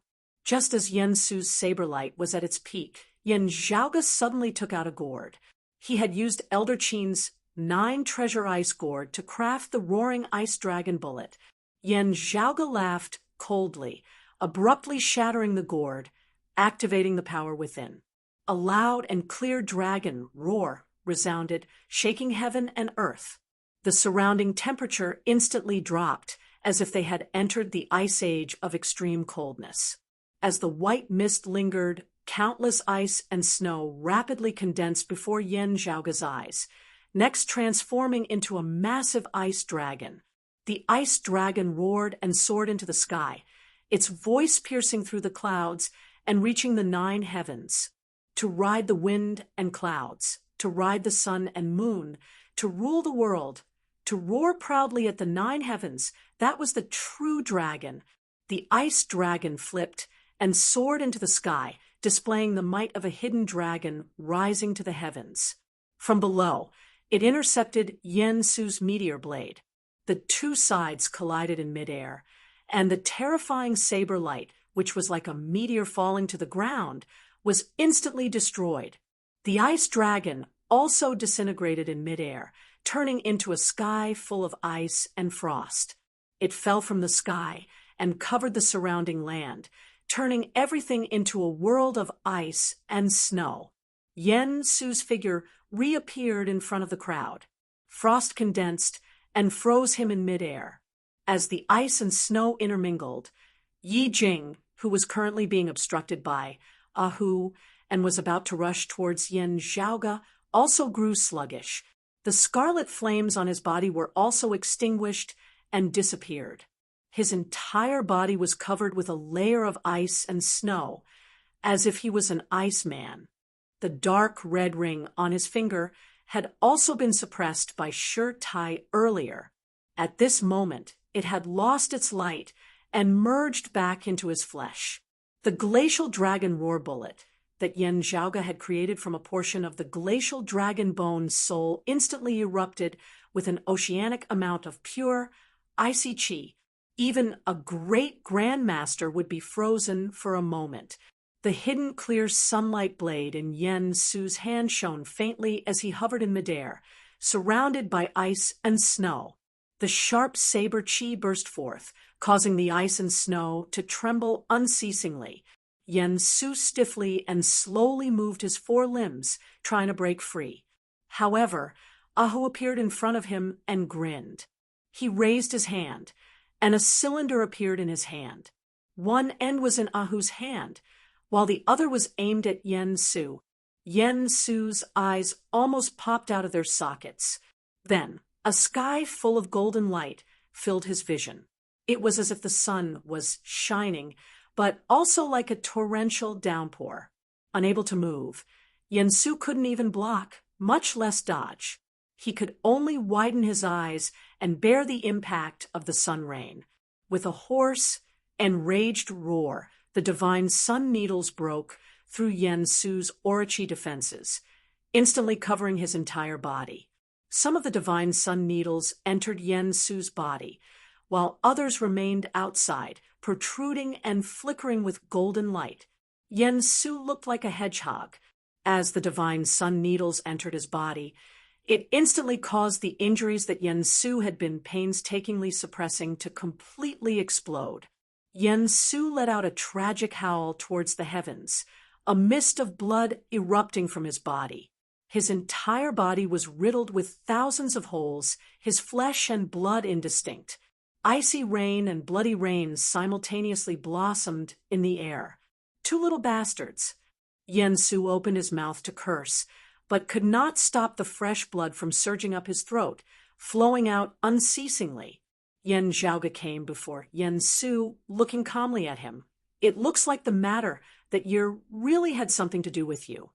This branch of my family is feared by the ancestral Yen family of Zhaozhou. While the matter that year seemed accidental, it most likely had something to do with them. Seeing how scared you are, I'm afraid that it was not an unintentional mistake that year, but rather that you have something to do with the Zhaozhou Yen family. Yen Zhaoga lightly flicked the jade dragon light sword in his hand. Whether or not you have a relationship with them, or whether or not you received benefits from them, is actually not important. I only need to know that you are seeking death, and that is enough. What's more, you still tried to kill me. The Yen Su before him howled madly, his body struggling as he lunged towards Yen Zhaoga once more. Yen Zhaoga indifferently brandished his sword. A streak of jade light streaked across the horizon, bringing along one of Yen Su's heads. It flew straight up into the sky. His wide-open eyes showed that he had died at the hands of Yen Zhaoga, whose cultivation was far inferior to his. He had died with his eyes wide open. Having struck out with his sword, Yen Zhaoga no longer looked at Yen Su, instead turning to look in another direction. There, amidst the ice and snow, the light of fire gradually surfaced once more, as a figure moved with great difficulty within. After all, unlike Yen Su, who had been directly struck by the ice dragon's roar, Yi Jing, who had only been affected by the aftershocks, was currently struggling with great difficulty.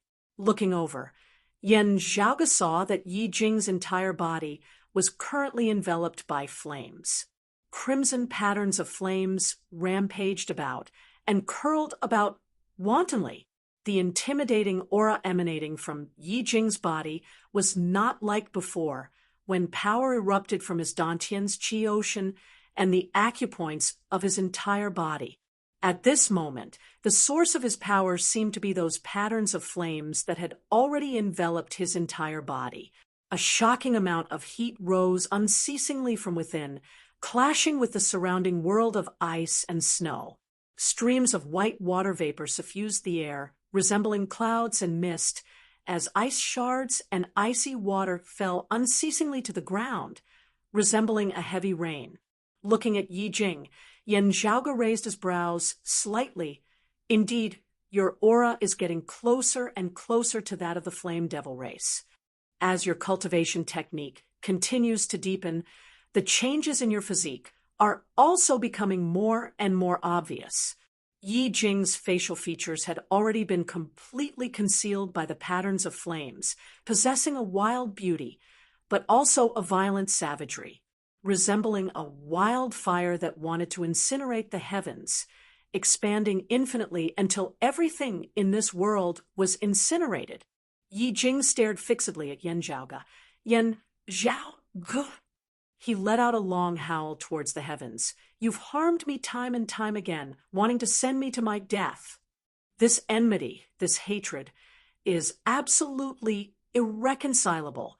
Why was Yu Shao snatched away by you? Why are you always so high and mighty? Why are you able to obtain achievements that others would find hard to attain in their entire lives without putting in any effort at all? Why in the sealing dragon abyss? It was clearly you who caused my death, yet the people of Broad Creed Mountain all sided with you. Was all this predestined by fate? Was it all arranged by the heavens? Tui. Like two balls of ghostly fire from the netherworld, Yi Jing's eyes flickered with a light. I don't believe in fate. I don't believe in the heavens. I only believe in myself. I want to become strong. If I were strong, Yu Shao wouldn't have left with you. If I were strong, I'd directly trample you into the mud. If I were strong, others wouldn't all side with you just because of that bullshit elder father of yours. If I were strong in the sealing dragon abyss, I would have crushed you to death, not you causing my death. You want to kill me? I'll kill you. Broad Creed Mountain wants to protect you. I'll exterminate Broad Creed Mountain. Either you die or I die. Yi Jing howled madly, transforming into a man of fire as he rushed towards Yan Zhaoge. Yan Zhaoge didn't even blink, the acupoints of his entire body shaking, aura chi surging. The aura chi transformed into a massive palm, slapping towards Yi Jing. Boom! With a massive sound, Yi Jing was directly sent flying. Chapter 97. The acupoints of Yan Zhaoge's entire body shuddered simultaneously. Within his dantian, the chaotic chi mass split into two, one yin, one yang, one cold, one hot. The ice dragon essence chi stored within his acupoints intermingled with the power of the Li Yen fire, transforming into numerous ice dragons and fire dragons, shooting out of his body. The ice dragons and fire dragons intermingled, transforming into bones, transforming into meridians, transforming into flesh and blood. A massive palm appeared before Yan Zhaoge's body. Yi Jing, who had just been sent flying by Yan Zhaoge's palm, lay twitching on the ground, half his body shattered. Looking over, Yan Zhaoge heard him emitting ho-ho sounds as he struggled unceasingly. That dark red ring seemed to glow with a bit more luster, as a wild howl that seemed to originate from ancient times resounded from within, traversing countless years.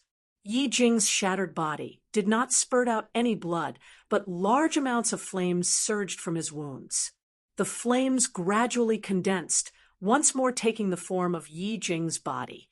Yi Jing's body jolted on the ground before he shot up, rushing towards Yan Zhaoge at an even greater speed than before. From his mouth, A low, manic voice resounded. That was a language that did not belong to humans, foreign and ancient, strange and profound. Yi Jing pushed forward with his palms, the flames around his body transforming into a crimson light, brutal and blazing.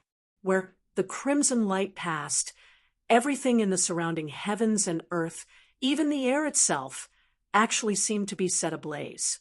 All existences were transformed into fuel for the flames, aiding them to grow more and more ferocious, expanding unceasingly, continuing to devour other things. The blazing fire was merciless, incinerating all life. As the crimson light shone, it resembled the edge of a blade as it chopped towards Yan Zhaoge. This was already no longer the supreme martial art that Yi Jing had once cultivated in. It was even no longer a martial art that belonged to the world of human martial practitioners. While Yi Jing himself also felt like his internal organs were on fire, at this moment, he only felt that he was unprecedentedly powerful. His mood was carefree like never before. The hope of defeating Yan Zhaoge was unprecedentedly real. Bang! But not waiting for Yi Jing to continue experiencing this feeling, Yan Zhaoge imitated him, the great hand condensed of his aura chi mightily slapping out. The next instant, Yi Jing was sent flying by Yan Zhaoge's palm once more. Yan Zhaoge tilted his head slightly. Destined son of heaven?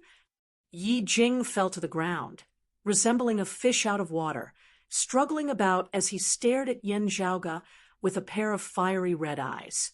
His pupils seemed as though they were about to burst into flames. Yan Zhaoge, however, did not look at him, instead surveying their surroundings. Ghost Hatchet Elder, don't count on him. Do you think another Grandmaster will jump out to save you? Or maybe a beauty jumps out and saves the hero? At first, I had actually hoped that the Sacred Sun Clan or Infinite Boundless Mountain would take you in, especially the Sacred Sun Clan. Back in the Sealing Dragon Abyss, when I saw that ring of yours, I suspected that it was related to the Flame Demon Emperor. Yan Zhaoge laughed. At that time, the difference between you and the Flame Devils was still rather great. If the Sacred Sun Clan had made an error in judgment, only focusing on your fire spirit physique being beneficial in cultivating in their martial arts, they might really have accepted you. In this way, the mine is buried. Still, you're getting better and better at courting death. Yan Zhaoge's smile grew colder and colder. Leaving you in this world is simply polluting the air. Since you want to die, I'll send you on your way. Yan Zhaoge's face was cold and indifferent as he walked towards Yi Jing step by step. With each step, the earth seemed to tremble. The giant palm formed of stellar energy above his head grew more and more corporeal, more and more terrifying. Streams of cold and blazing hot chi surrounded Yan Zhaoge like a group of dragons, as though a divinity had descended to the mortal world. Yi Jing's eyes flashed with determination as he roared in rage. You dog, even if I die, I will drag you down with me. Amidst his roar, Yi Jing struggled to extend the palm with the dark red ring on it. The ring had already completely transformed into a ring of red light, fitting itself onto his finger. Within the ring of light, the scene of the flowing fire world of the infernal inferno vaguely appeared once more. An illusory blazing giant seemed to be roaring furiously towards the heavens. Having been heavily injured by Shi Tai, the power of this ring had also weakened greatly. At this moment, Yi Jing was going to use his own life force to activate it. Flame Devil Disintegration, incinerating the heavens and the earth.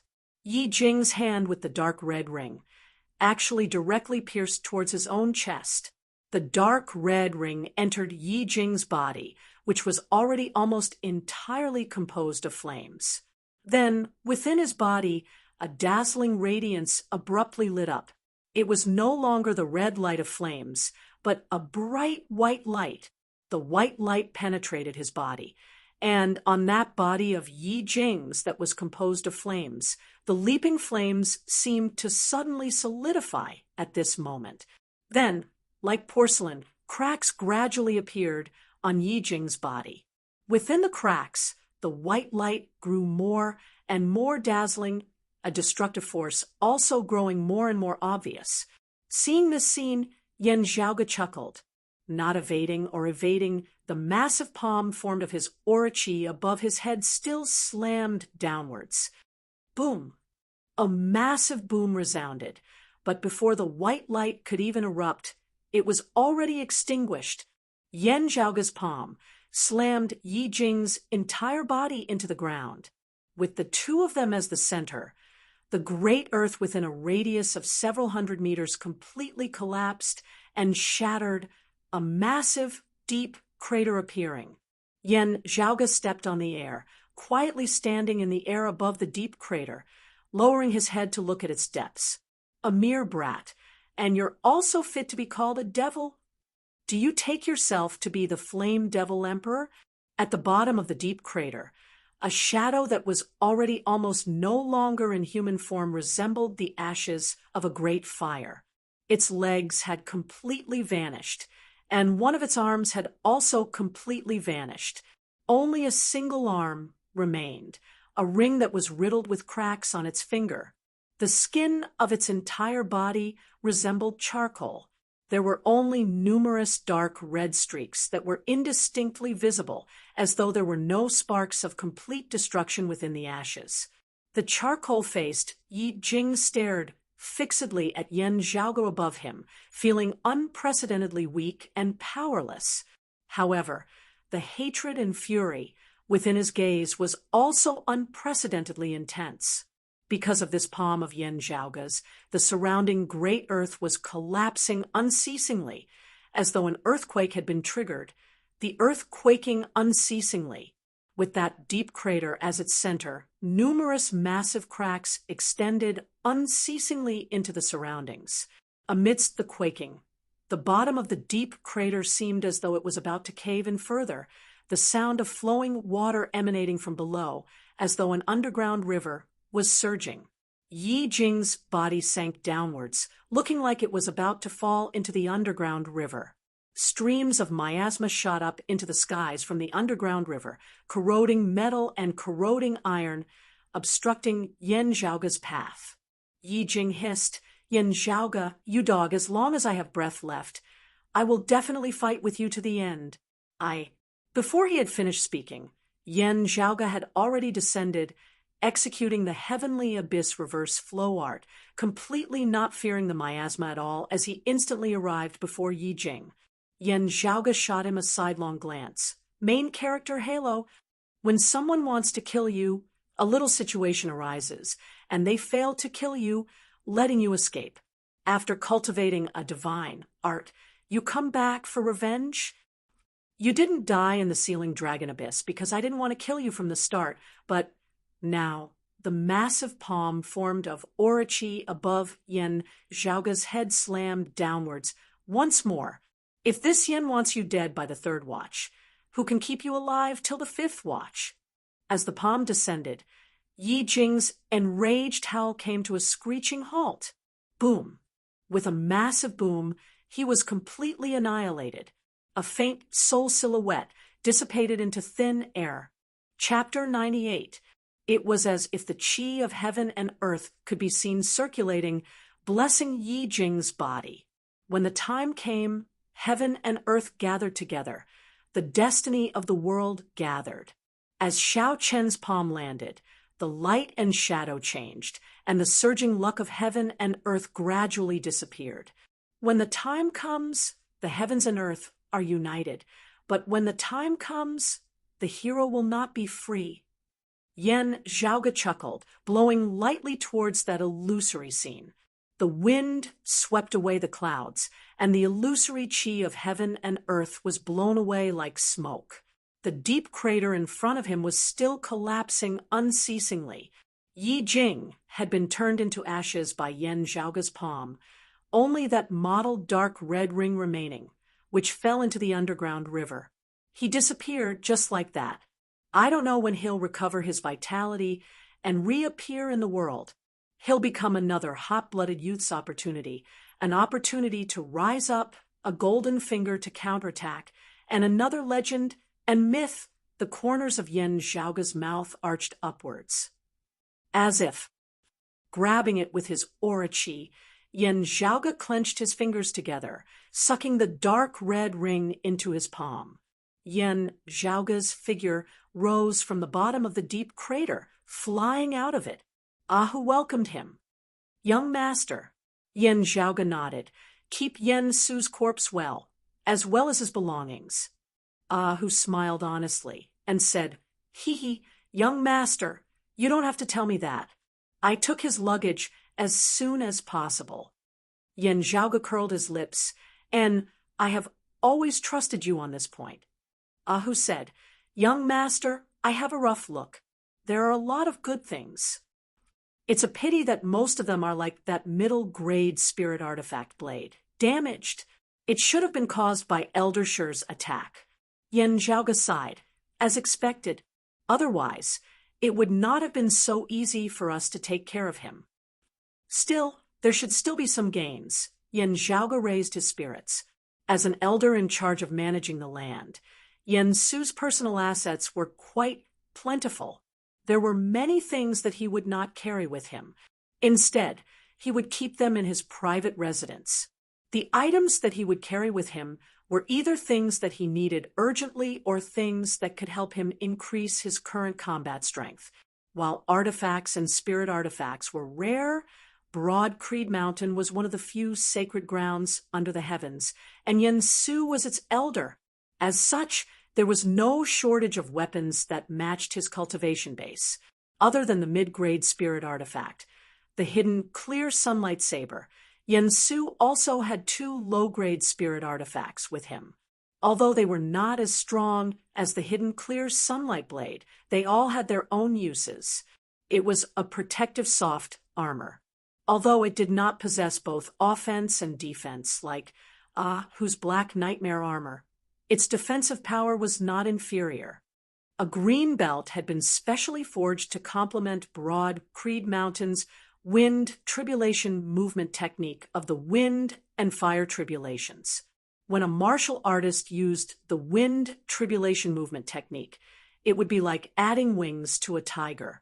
In Yen Su's hands, these 2 low-grade spirit weapons would definitely be of great use if he could fully unleash their power under normal circumstances. Unfortunately, whether it was Yen Su or these 2 low-grade spirit weapons, they were not on the same level as Shur Tai in terms of strength. Earlier, when Yen Su had wanted to escape, he had activated the power of his cyan belt to withstand Shur Tai's attack, and the soft armor had automatically protected his body. In the end, the 2 low-grade spirit artifacts had suffered together with their owners, being injured by Shur Tai. They were now riddled with cracks, their spiritual chi leaking out unceasingly. Not only were they unable to be used, they looked like they were about to be completely destroyed. The extent of their damage was even more severe than that of the hidden clear sunlight blade, especially that soft armor. Although it could not be used when Ahu had used Sun Rain to attack Yen Su earlier, it had still taken a portion of the damage. Ahu grinned a little in pain. It's a spirit artifact. After all, having been by Yen Di's side since young, his horizons were far broader than others. However, seeing a spirit artifact destroyed, he still felt a little regretful. Yen Zhaoga did not speak after examining it for a moment. He rummaged through Yen Su's luggage, then took out a few crystals in the shape of ice. Ahu looked at them. Young master, these seem to be the suppressing ice stones that martial practitioners temporarily use to relieve pain and heal their injuries. Bring me some caltrop flower grass, Yen Zhaoga said as he crushed the suppressing ice stones. Ahu was a little puzzled, his entire head full of question marks. He did have some caltrop flower grass on him, but this kind of spirit grass could only be used as a catalyst for some special medicinal pills. Whether it was the caltrop flower grass or the suppressing ice stones, They were both used by living people. None of them had the effect of forging artifacts. However, he still did as he was told, bringing the caltrop flower grass over to Yen Zhaoge. Receiving the caltrop flower grass, Yen Zhaoge clapped his palms together, causing the spirit grass to wither. He then crushed the grass into ashes, mixing it with the powder of the suppressing ice stones. As the two met, green smoke was gradually emitted, as they actually began to burn on their own. With a wave of Yen Zhaoge's hand, the blazing flames landed on Yen Su's few spirit artifacts. Although the spirit artifacts were still weak, the leakage of spiritual qi had gradually stopped, no longer leaking out. Yen Zhaoge nodded. Let's first deal with it urgently for now. After we return and refine it in the internal crystal furnace, there should be some chance of recovery. For now, we just have to ensure that it is not completely destroyed. Whose eyes were seeing stars. Young master, this, Yen Zhaoge acted as if nothing had happened. In this boundless world, there are all sorts of strange things. In your daily life, you have to be good at summarizing all sorts of common knowledge and little tricks in life. Who knows when you might be able to use them? Who opened his mouth wide, only closing it after a while as he said with a fawning expression on his face, Young master, you really are a genius. Yen Zhaoge rolled his eyes. Your expression is too fake. Ahu chuckled happily. Yen Zhaoge shook his head, his attention falling on another of Yen Su's possessions. Compared to the spirit artifacts that were currently in a damaged state and unable to display their effects, this thing actually attracted Yen Zhaoge's attention more. Oh, how rare! Yen Su actually has this thing. Yen Zhaoge's eyes lit up as he held a red orb in his palm, dark red like blood, sparkling and translucent. Within the blood-red orb, there seemed to be a liquid flowing unceasingly. From within the orb, there was vaguely a yin qi and baleful qi emanating. Whose big head came over, looking for a long time before he asked hesitantly, Young master, is this the blood-refining orb? Yen Zhaoge nodded. That's right, it is precisely the blood-refining orb. The blood-refining orb was a rare, unique treasure. Usually it would only appear in such a hellish place like a battlefield, where blood flowed like rivers. This was one of the favorites of devil martial practitioners.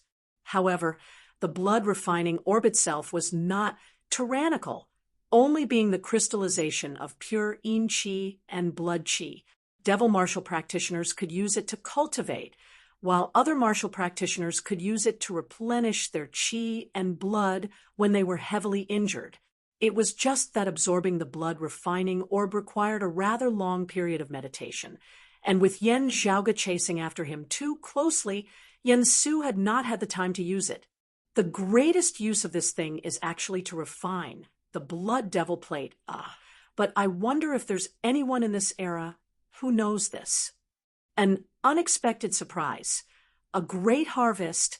Yen Zhaoge laughed, happily keeping the blood-refining orb. He then checked the other precious treasures and pills that Yen Su had been carrying on him, keeping them all together. Chapter 99. Yen Zhaoge stroked the ring that was riddled with cracks. This ring had previously turned into light, even merging into Yi Jing's body. Now, it had regained its physical form. It was just that the ring that had originally been dazzling like flames was currently dim and lusterless, covered in dust and mottled. Numerous fine cracks covered the surface of the ring, resembling spiderwebs, as though it might shatter at any moment.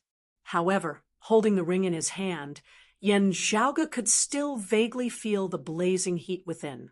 Narrowing his eyes, Yen Zhaoge focused his mind and consciousness, gradually sinking into the ring. The scene before him instantly changed. First, it was pitch black.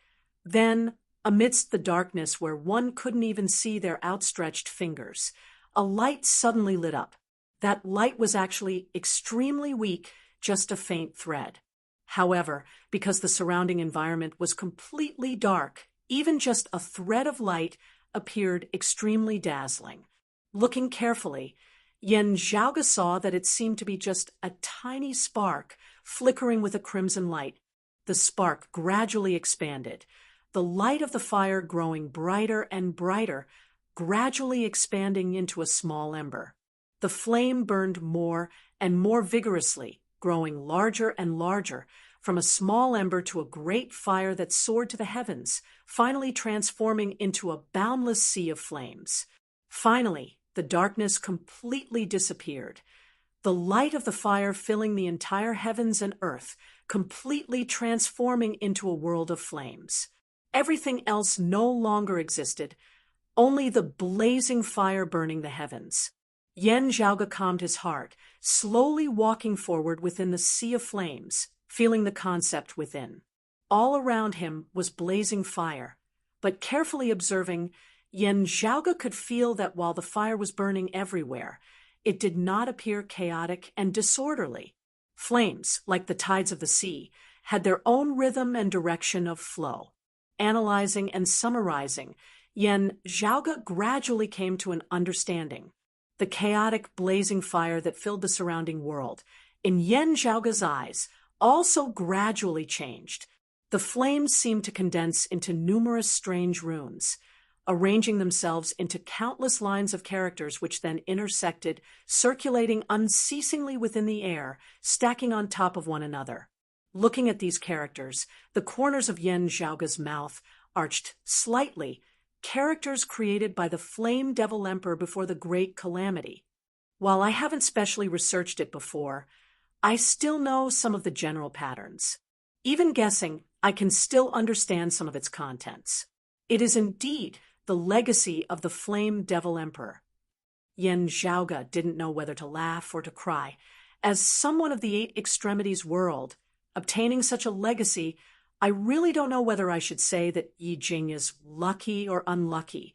Carefully browsing through these strange runes and comprehending the concept contained within, Yen Zhaoge gradually came to some understanding. There is indeed a great difference between the cultivation methods of the Flame Devil race of the current Flame Devil world. As an expert of pre-Great Calamity times, the Flame Devil Emperor's legacy is also all-encompassing. By borrowing the Tao of fire, many principles and concepts can be born. Yen Zhaoge thought, it is just that following the changes in Yi Jing's own mental state, it is getting closer and closer to the current cultivation method of the Flame Devil race. Flames lingered in front of him, and gradually a sealed door appeared. Yen Zhaoge sensed it for a moment before his consciousness retreated from the world of flames, returning to reality. Activating the spiritual power of the Li Yen True Fire, he poured it into the ring. The ring, which was full of cracks, seemed to be nourished and flashed a little red light. As Yen Zhaoge's consciousness sunk within once more, he saw that the sealed great door was now already open. Inside the door, the sky was dark red, and the ground was erupting with lava. The scene of the end of the world that he had once seen appeared before Yen Zhaoge's eyes again. The all-encompassing flames slowly condensed within the air, gradually forming an illusory giant divinity of flame, ancient and powerful. The aura of great calamity, great destruction, and great suffering emanated, desolate and ancient, completely different from the current Eight Extremities world. It was just that because it had been consecutively injured by Shi Tai, and Yen Zhaoge, the ring was currently exceptionally weak. In this world of flames, whether it was the dark red sky or the great earth that was filled with lava, they were all filled with numerous jet-black cracks, the space seemingly about to shatter at any moment. While the aura of that giant divinity of flame still emanated the power of its origins, it now seemed even more ethereal and illusory. As Yen Zhaoge and that giant divinity of flame stared at each other, true emotions seemed to appear within the other party's eyes. That seemed to be a powerful life form that truly existed within this space, and not just a strand of its remnant aura meeting its gaze. Yen Zhaoge felt his own emotions seemingly wavering slightly. He became restless and restless, feeling vexed as he wanted to destroy and vent his frustrations. Yen Zhaoge's gaze flickered as he stabilized his mind, those violent negative emotions instantly calming. The all-encompassing flowing fire before him transformed into numerous strange, ancient runes once more lining up before Yen Zhaoge's eyes. Staring at these runes, Yen Zhaoge slowly deciphered them. Sacred heavenly fire scripture. Is it? As he deciphered them, those runes transformed into numerous streaks of fiery light surging into Yen Zhaoge's body. Yen Zhaoge could only feel the meridians of his entire body seemingly becoming scorching hot, the refined qi of the leaf flame, true fire stored within the acupoints of his entire body, also stirring restlessly. It was as though countless piles of firewood had been touched by sparks, wanting to burst into flames all at once. Yen Zhaoge's expression was calm as within his Dantian's qi ocean, the chaotic qi mass concealed beneath the numerous layers of clear qi abruptly circulated in reverse. The scorching hot feeling of his entire body instantly found a target, converging towards the chaotic qi mass within Yen Zhaoge's Dantian, like 100 rivers entering the sea.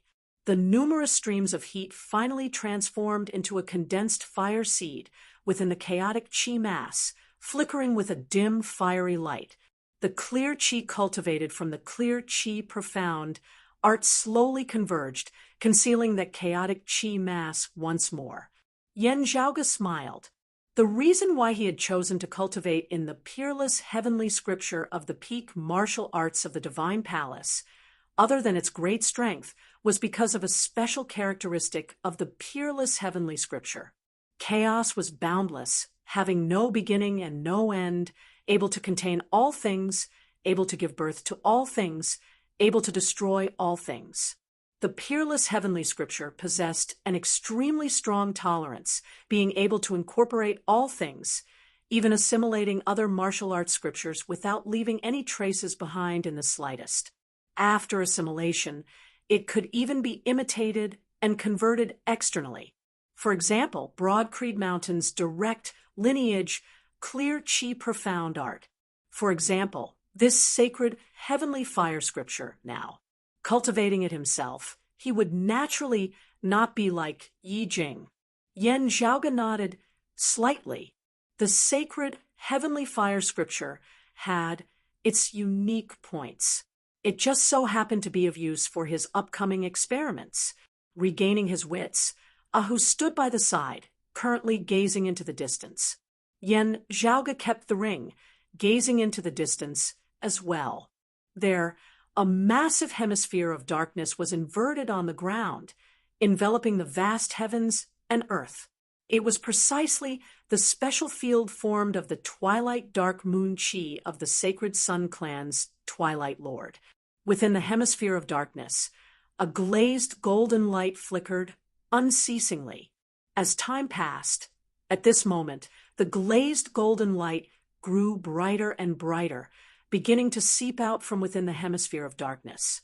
Finally, cracks appeared at the top of the hemisphere of darkness, finally shattering as golden light shot into the heavens. Vaguely, a figure seemed to be slowly rising up from within. Eldest apprentice uncle is indeed eldest apprentice uncle. Yen Zhaoge sighed in praise, Ahu nodding repeatedly by the side. However, very quickly, Ahu's expression changed as he swiveled his head to look into the distance. There seemed to be a powerful aura that enveloped the entire sky, currently covering the heavens and covering the earth as it approached. Its fist intent was clearly of the sacred Sun Clan's lineage. The newcomer's cultivation base was even higher than the Twilight Lord's.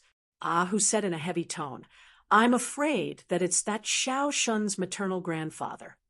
Chapter 100. A terrifying and powerful aura as vast as the sky and as vast as the sea gradually appeared in the distance. On the horizon, there was a dazzling golden light, like the sun rising from the east. Under the illumination of that light, the Twilight Lord's twilight dark moon force field, which was already beginning to shatter, seemed even more dispirited. The dark night would eventually pass, and the sun would rise, leaving only light in the world. Looking into the distance, Yen Zhaoga murmured, the legacy of the sacred Sun clan, the cultivation of a transcending mortality martial grandmaster. The great grandmaster realm, the peak of the 10th layer, was known as the extraordinary realm. Transcendence, sainthood. Stepping into this realm meant that a martial artist had officially begun his sprint towards the martial saint realm. Generally speaking, most of the reaching heaven realm martial artists at the peak of the master realm were preparing to break through to the great grandmaster realm in seclusion. Transcendence rarely roamed the world. Most of the time, they were cultivating in seclusion, hoping to break through the final mortal boundary and become a saint. Becoming a martial sage would not only increase one's strength by leaps and bounds, but it would also extend one's lifespan. Therefore, transcendent martial grandmasters were rarely active. However, at this moment, before Yen Zhaoga's eyes, a transcending mortality martial grandmaster seemed to have descended. Pan Buotai, Grand Elder of the Sacred Sun Clan. Yen Zhaoga said slowly, the West Crooked Lord of the first generation of the 7 reigning suns went into seclusion to cultivate after attaining the transcending mortality stage. The position of the West Crooked Lord was passed down to this junior. Xiao Shun's maternal grandfather. It should be him, Yen Zhaoga said, leisurely. Amongst transcending mortality martial grandmasters, he can be considered rather active, appearing in the world from time to time. Young master, Elder Shur may not be able to withstand this old monster, not to mention that there is still Twilight Lord at the side. Yen Zhaoga nodded slightly. Now, a figure flickered before him, an emaciated old man appearing before him. It was precisely that broad Creed Mountain elder who had previously displayed the golden curtain palm to help Yen Zhaoga obstruct the Sacred Sun Clan's martial grandmaster, as well as the ghost hatchet elder Han Sheng, looking at Yen Zhaoga, and Ahu, as well as the decapitated Yen Su. The emaciated old man was slightly shocked. In the end, Yen Su was a martial grandmaster, and his strength was not the slightest bit weaker than the skinny old man's. While it had already been heavily injured by Shur Tai earlier, a starving camel was still bigger than a horse. Yen Zhaoga and Ahu had actually managed to slay it without paying much of a price. The injuries on Ahu's body were the old injuries he had sustained from Xiao Shun's sun rain back in the Spirit Wind Canyon. This scene fell into the eyes of the skinny old man, and he couldn't help but pay attention to it. If it was said to be borrowing the power of a spirit artifact, Yen Su also had a spirit artifact. Even though he had also been heavily injured by Shur Tai, the middle-grade spirit artifact, the serene, clear sunlight saber, had allowed Yen Su to not be at a disadvantage in terms of weapons. The emaciated old man had shaken off his opponent as quickly as possible and rushed over.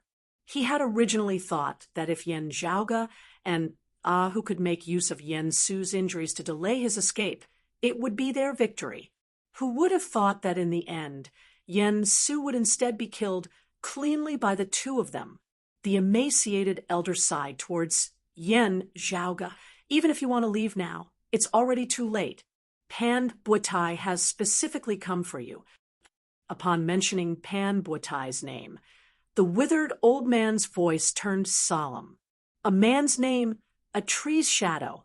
As a longtime elder of the Sacred Sun Clan, Pan Buotai was of the same generation as the east-coming martial saint.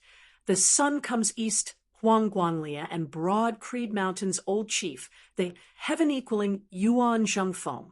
Having been famous for many years, his accomplishments in battle were glorious, having stepped into the transcending mortality stage. Beneath the martial grandmaster realm, he was also a famous expert. The pressure that he brought about was naturally not something that the likes of the Twilight Lord and the East Rising Lord could compare to. The gaze with which the emaciated old man looked at Yen Zhaoge was somewhat complicated. Although he had rushed over in time to help Yen Zhaoge block the Sacred Sun Clan's martial grandmaster, not showing any fear in the face of the enemy in the slightest. However, regarding the matter of Yen Zhaoge killing Xiao Shen, the emaciated old man still held some reservations. As Yen Zhaoge met the old man's gaze, he more or less knew what he was thinking. Within Broad Creed Mountain, there existed a certain ideology, which was to avoid conflict with the Sacred Sun Clan as much as possible, silently accumulating their own strength and waiting for a chance to rise up once more. When necessary, they could even make some concessions, only doing their best to ensure that their core interests were not harmed. The longtime elders of the clan, the people of the older generation, mostly thought this way. The emaciated old man before him was also one of them, and the middle generation, with Yen Di and Shi Tai at their head, mostly pursued a tough, proactive attitude. This was because in recent years, the Sacred Sun Clan's invasions had become more and more unbridled and unbridled. As Yen Di and the others saw it, retreating conservatively was equivalent to being willing to let the Sacred Sun Clan slowly cut their flesh and let out their blood. Not only would they be unable to silently accumulate their strength like the older generation thought, they would instead fall into a situation of stagnation, perhaps even falling back. Even if they didn't fall back, while the Sacred Sun Clan and the other sacred grounds were unceasingly rising, remaining where they would be equivalent to rowing a boat against the current.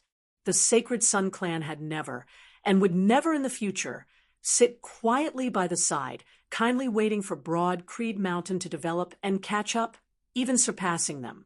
Reacting conservatively and placing their hopes on the future was akin to building castles in the air, equivalent to surrendering the initiative to them.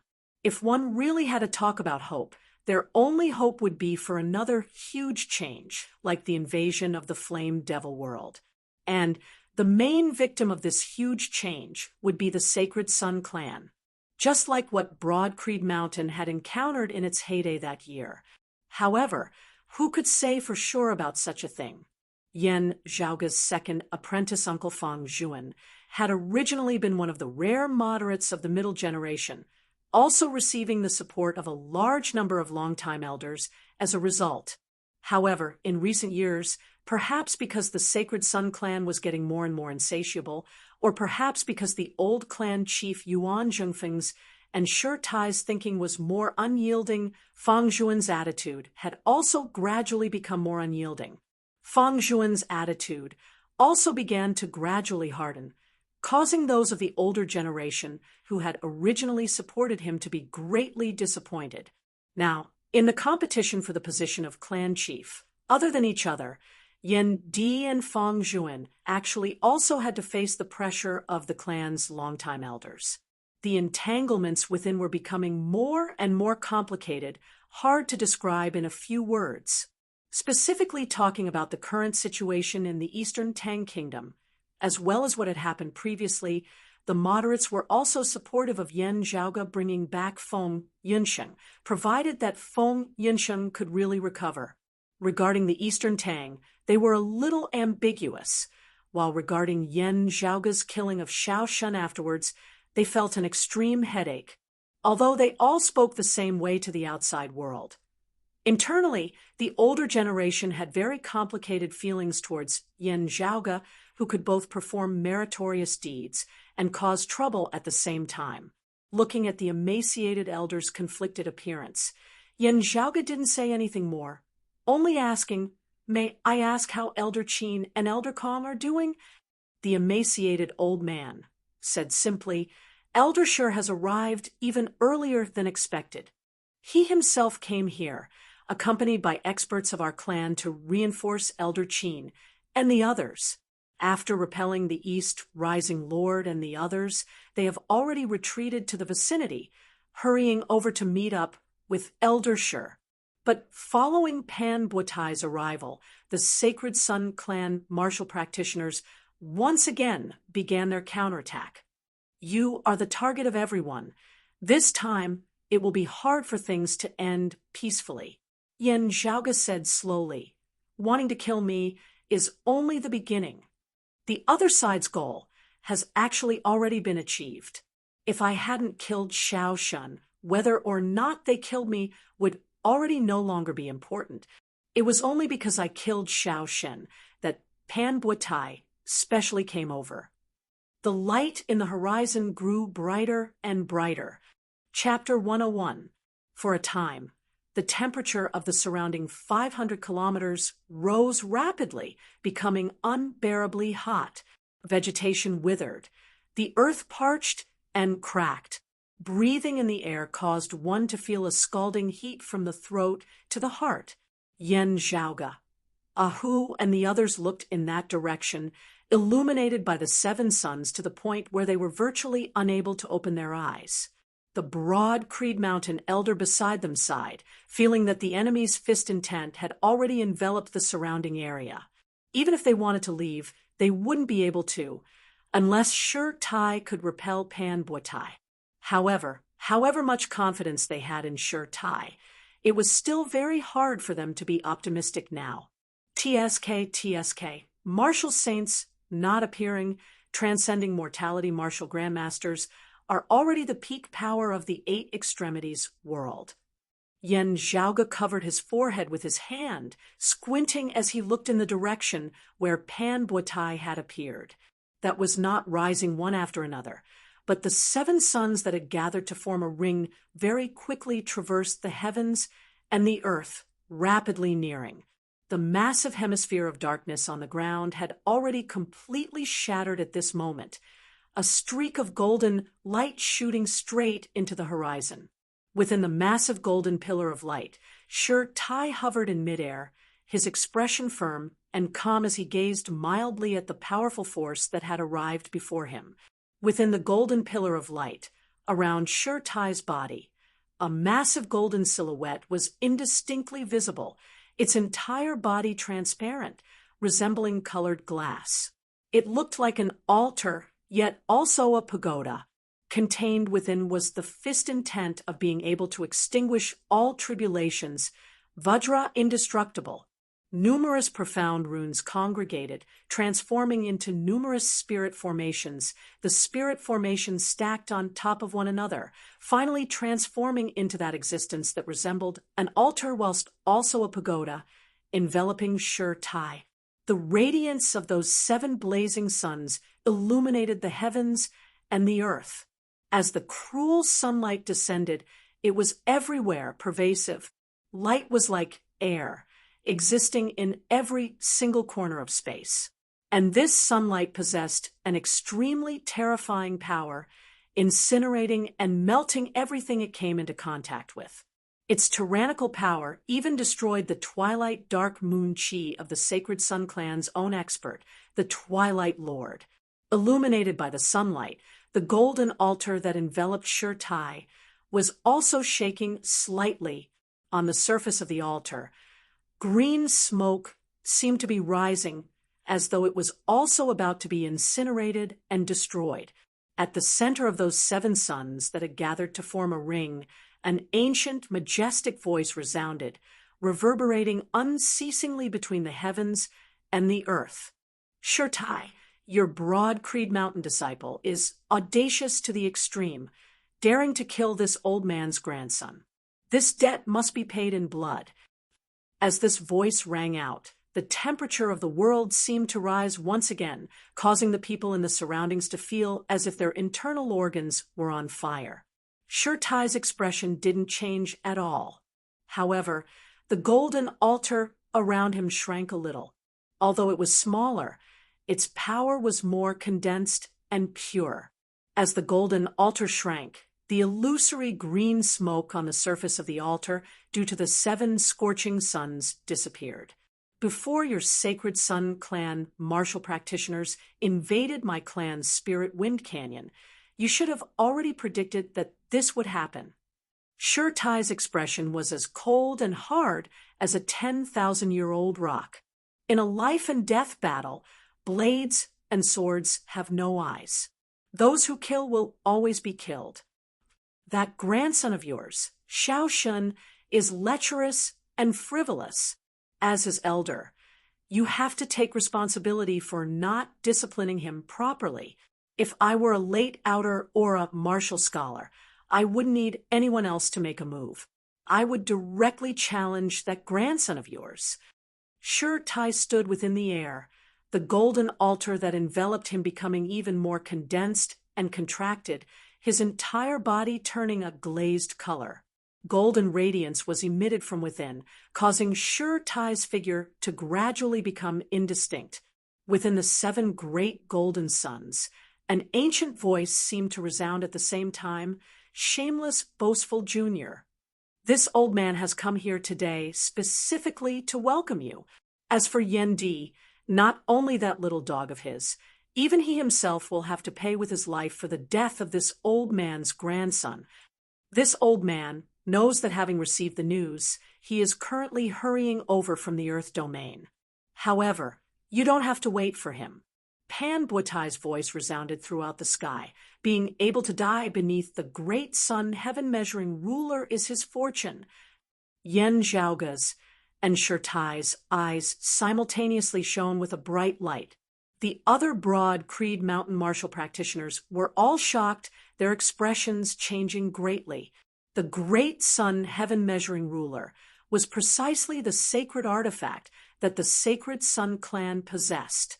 The Sacred Sun Clan's true target, having mobilized such a large force, was neither Yen Zhaoga nor the Eastern Tang. Instead, it was the #1 expert of broad Creed Mountain senior generation, Yen Di, who suppressed all of his contemporaries. In terms of potential, Yen Di was an even greater threat than broad Creed Mountain's current chief, Yuan Zhengfeng. Whether it was Yen Zhaoga being killed by Xiao Shun or Yen Zhaoga being threatened by the Sacred Sun Clan's experts after killing Xiao Shun, Yen Di would definitely have to rush over. And what awaited him would be an ambush that surpassed his imagination. It was not a transcending mortality martial grandmaster, nor was it a formation of multiple martial grandmasters. It was the sacred artifact, the great sun, heaven-measuring ruler, accompanied by Pan Buatai's words. One of those 7 suns suddenly descended from the sky. From Yen Zhaoga's point of view, that sun drew a graceful arc, descending from the sky. That arc seemed to coincide with the principles of the heavens and the earth, resembling the true sun rising in the east and setting in the west every day, returning to the mountains at dusk, descending towards the west of the horizon. It was just that the direction in which it was descending was precisely where Sure Tai was. In Sure Tai's field of vision, that sun was getting closer and closer to him, also growing larger and larger, gradually filling up his entire field of vision.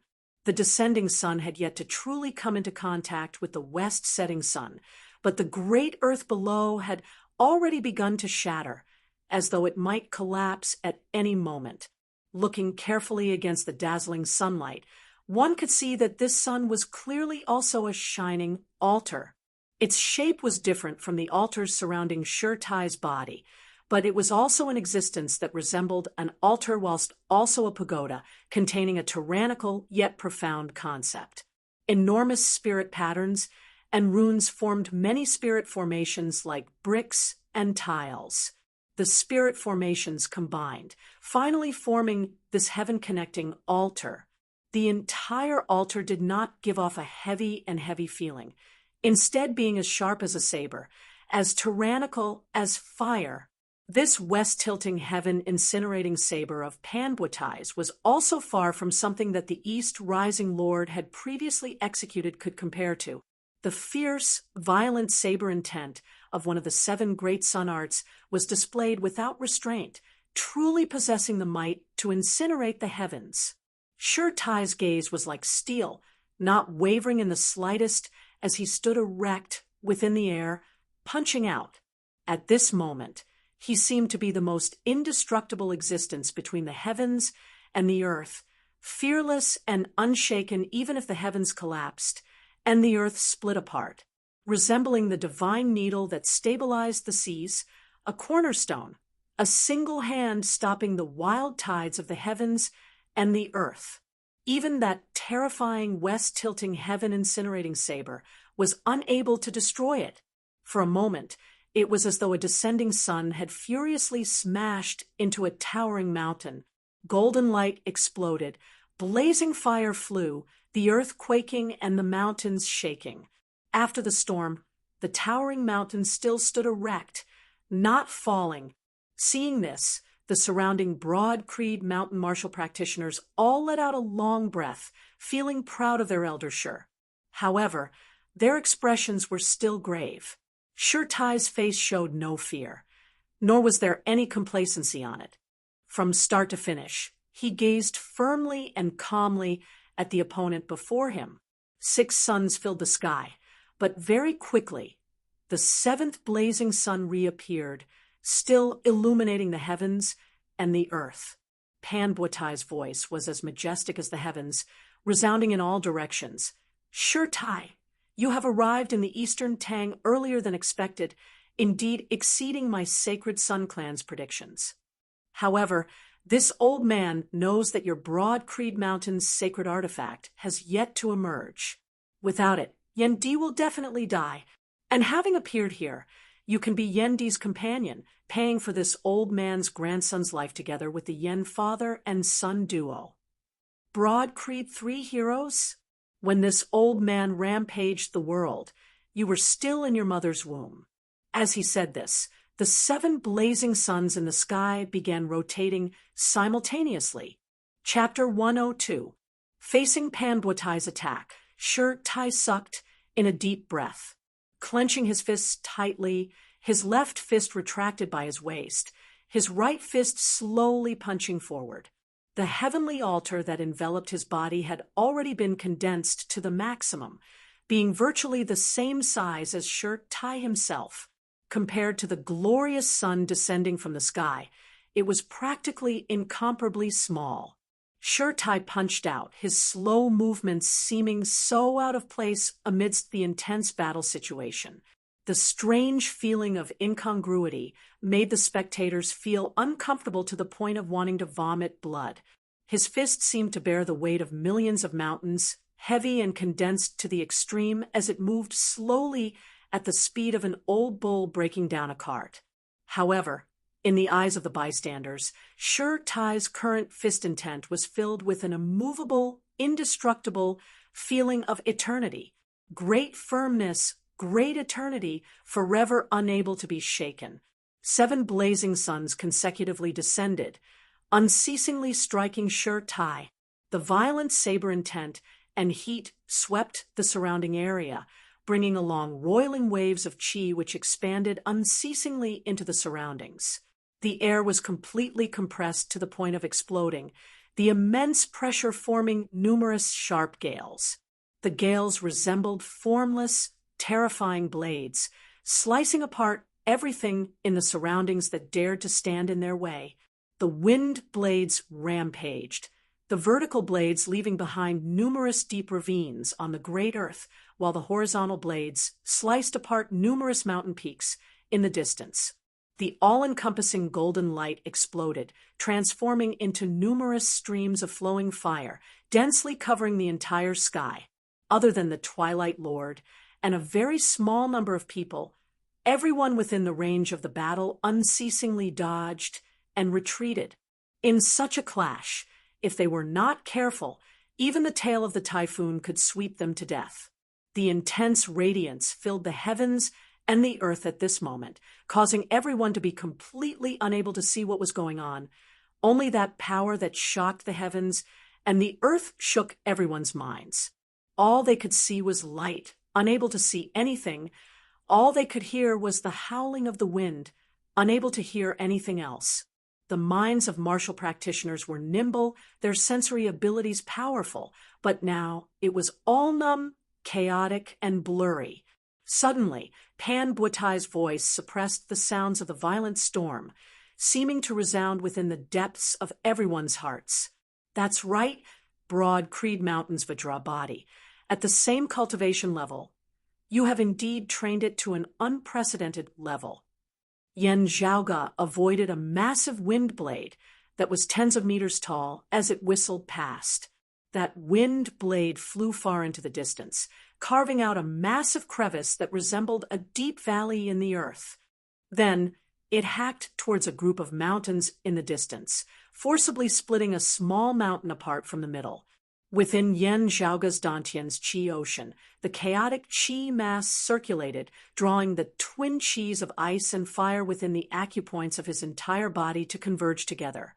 The two Qis of ice and fire ascended, congregating within Yen Zhaoge's pupils, causing them to vaguely appear red and blue. Extreme cold and blazing heat, separated yet also unified at this moment, not destroying the already fragile and intricate eyeballs of the human body, instead allowing Yen Zhaoge's eyesight to increase greatly. Unlike Ahu and the others, Yen Zhaoge could vaguely see the actual situation of those two martial grandmaster experts clashing. Shi Tai himself had almost completely merged with the heavenly altar of runic arrays that he had condensed from his martial will. It was as if he had turned into a golden man. In Jin Yang, in, and in. Yang in. Shi Tai wasn't injured, and his diamond body wasn't broken by Pan Buotai. Sure, Yen He Buotai's expression, and his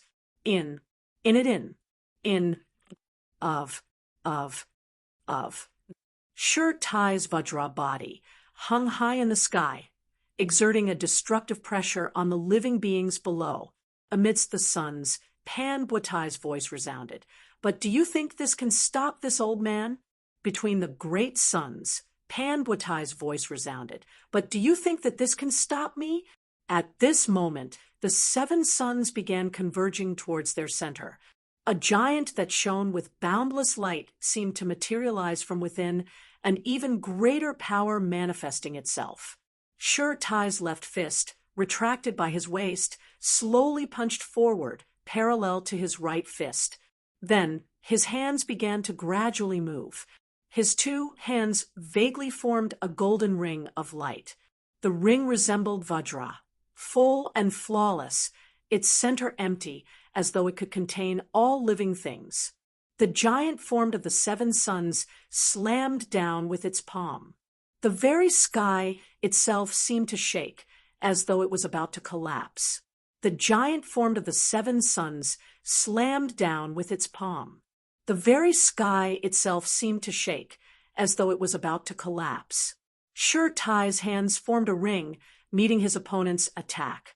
That ring seemed extremely small, that giant's palm seemingly covering the heavens and covering the earth. However, space itself seemed to distort at this moment, the small golden ring actually trapping the giant's palm. The two sides fell into a stalemate for a time. However, looking over, Yen Zhaoge could see that ever since the start of the battle, Shi Tai had always been standing where he was, not retreating a single step. He was clearly retreating slowly. It wasn't that Shi Tai was retreating of his own accord. His legs still resembled two pillars that supported the heavens, not moving in the slightest. However, his body was being pushed backwards by a massive force within the air. Beneath Shi Tai's feet, marks were left behind within the air, forcibly leaving behind two flickering golden imprints, not dissipating for a long time. The higher the cultivation base, the harder it is to surpass levels in battle. Of those who have reached a certain height, how many of them are easy to deal with?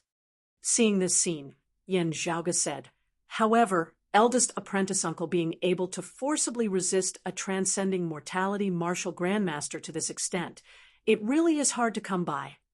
That giant who seemed able to support the heavens and the earth open his mouth. You are hard to come by, but sadly, it is all futile. Shi Tai's expression did not change in the slightest. The belt at his waist lit up, the flowing light instantly forming armor on his body. The armor and Sure Tai's fist intent merged, Sure Tai's strength instantly skyrocketing. However, above the head of that giant of light, a saber also appeared, hovering in midair.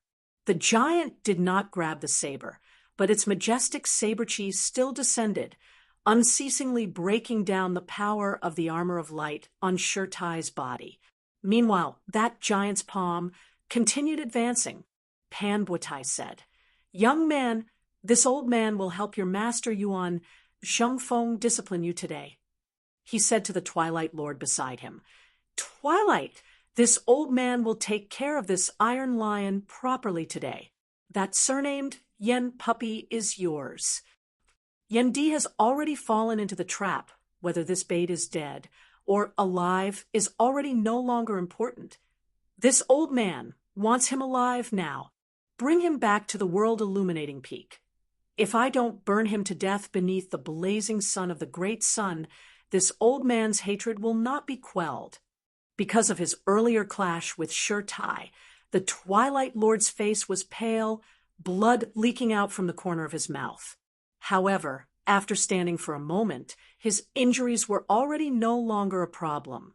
At this moment, not saying a single word, he strode out, already arriving before Yen Zhaoga. The faces of that emaciated old man and who were both ugly, wanting to stop him, yet unable to do so. The other party's cultivation base was far, far higher than theirs. However, just at this moment, the surrounding heavens and earth suddenly trembled as a whole. Pan Buotai abruptly roared, "Such saber intent! But if it isn't Yuan Zhengfeng, who is it?" A voice resounded between the heavens and the earth. "The person you are thinking of killing." The voice was like a saber piercing through the air. Having just arrived before Yen Zhaoga, the expression of the Twilight Lord changed slightly. He hurriedly pushed forward with his palms, blocking that formless saber with his twilight dark moon chi. However, the scenes of the heavens and earth before him abruptly distorted, the very air seemingly breaking apart. The entire heavens and earth resembled a canvas, being distorted and wrinkled intensely. The tearing force of these wrinkles, bolstered by the formless saber-chi, instantly turned tangible, a tyrannical saber intent, cleaving the heavens and splitting the earth. The force field formed of the twilight dark moon chi was instantly cleaved apart. With a muffled groan, the Twilight Lord was sent flying backwards, blood spraying into the air. "Yen Di, how could you possibly be here?" Just having sensed someone approaching, Pan Buotai had forcibly jolted Sure Tai away before striking out with his palm.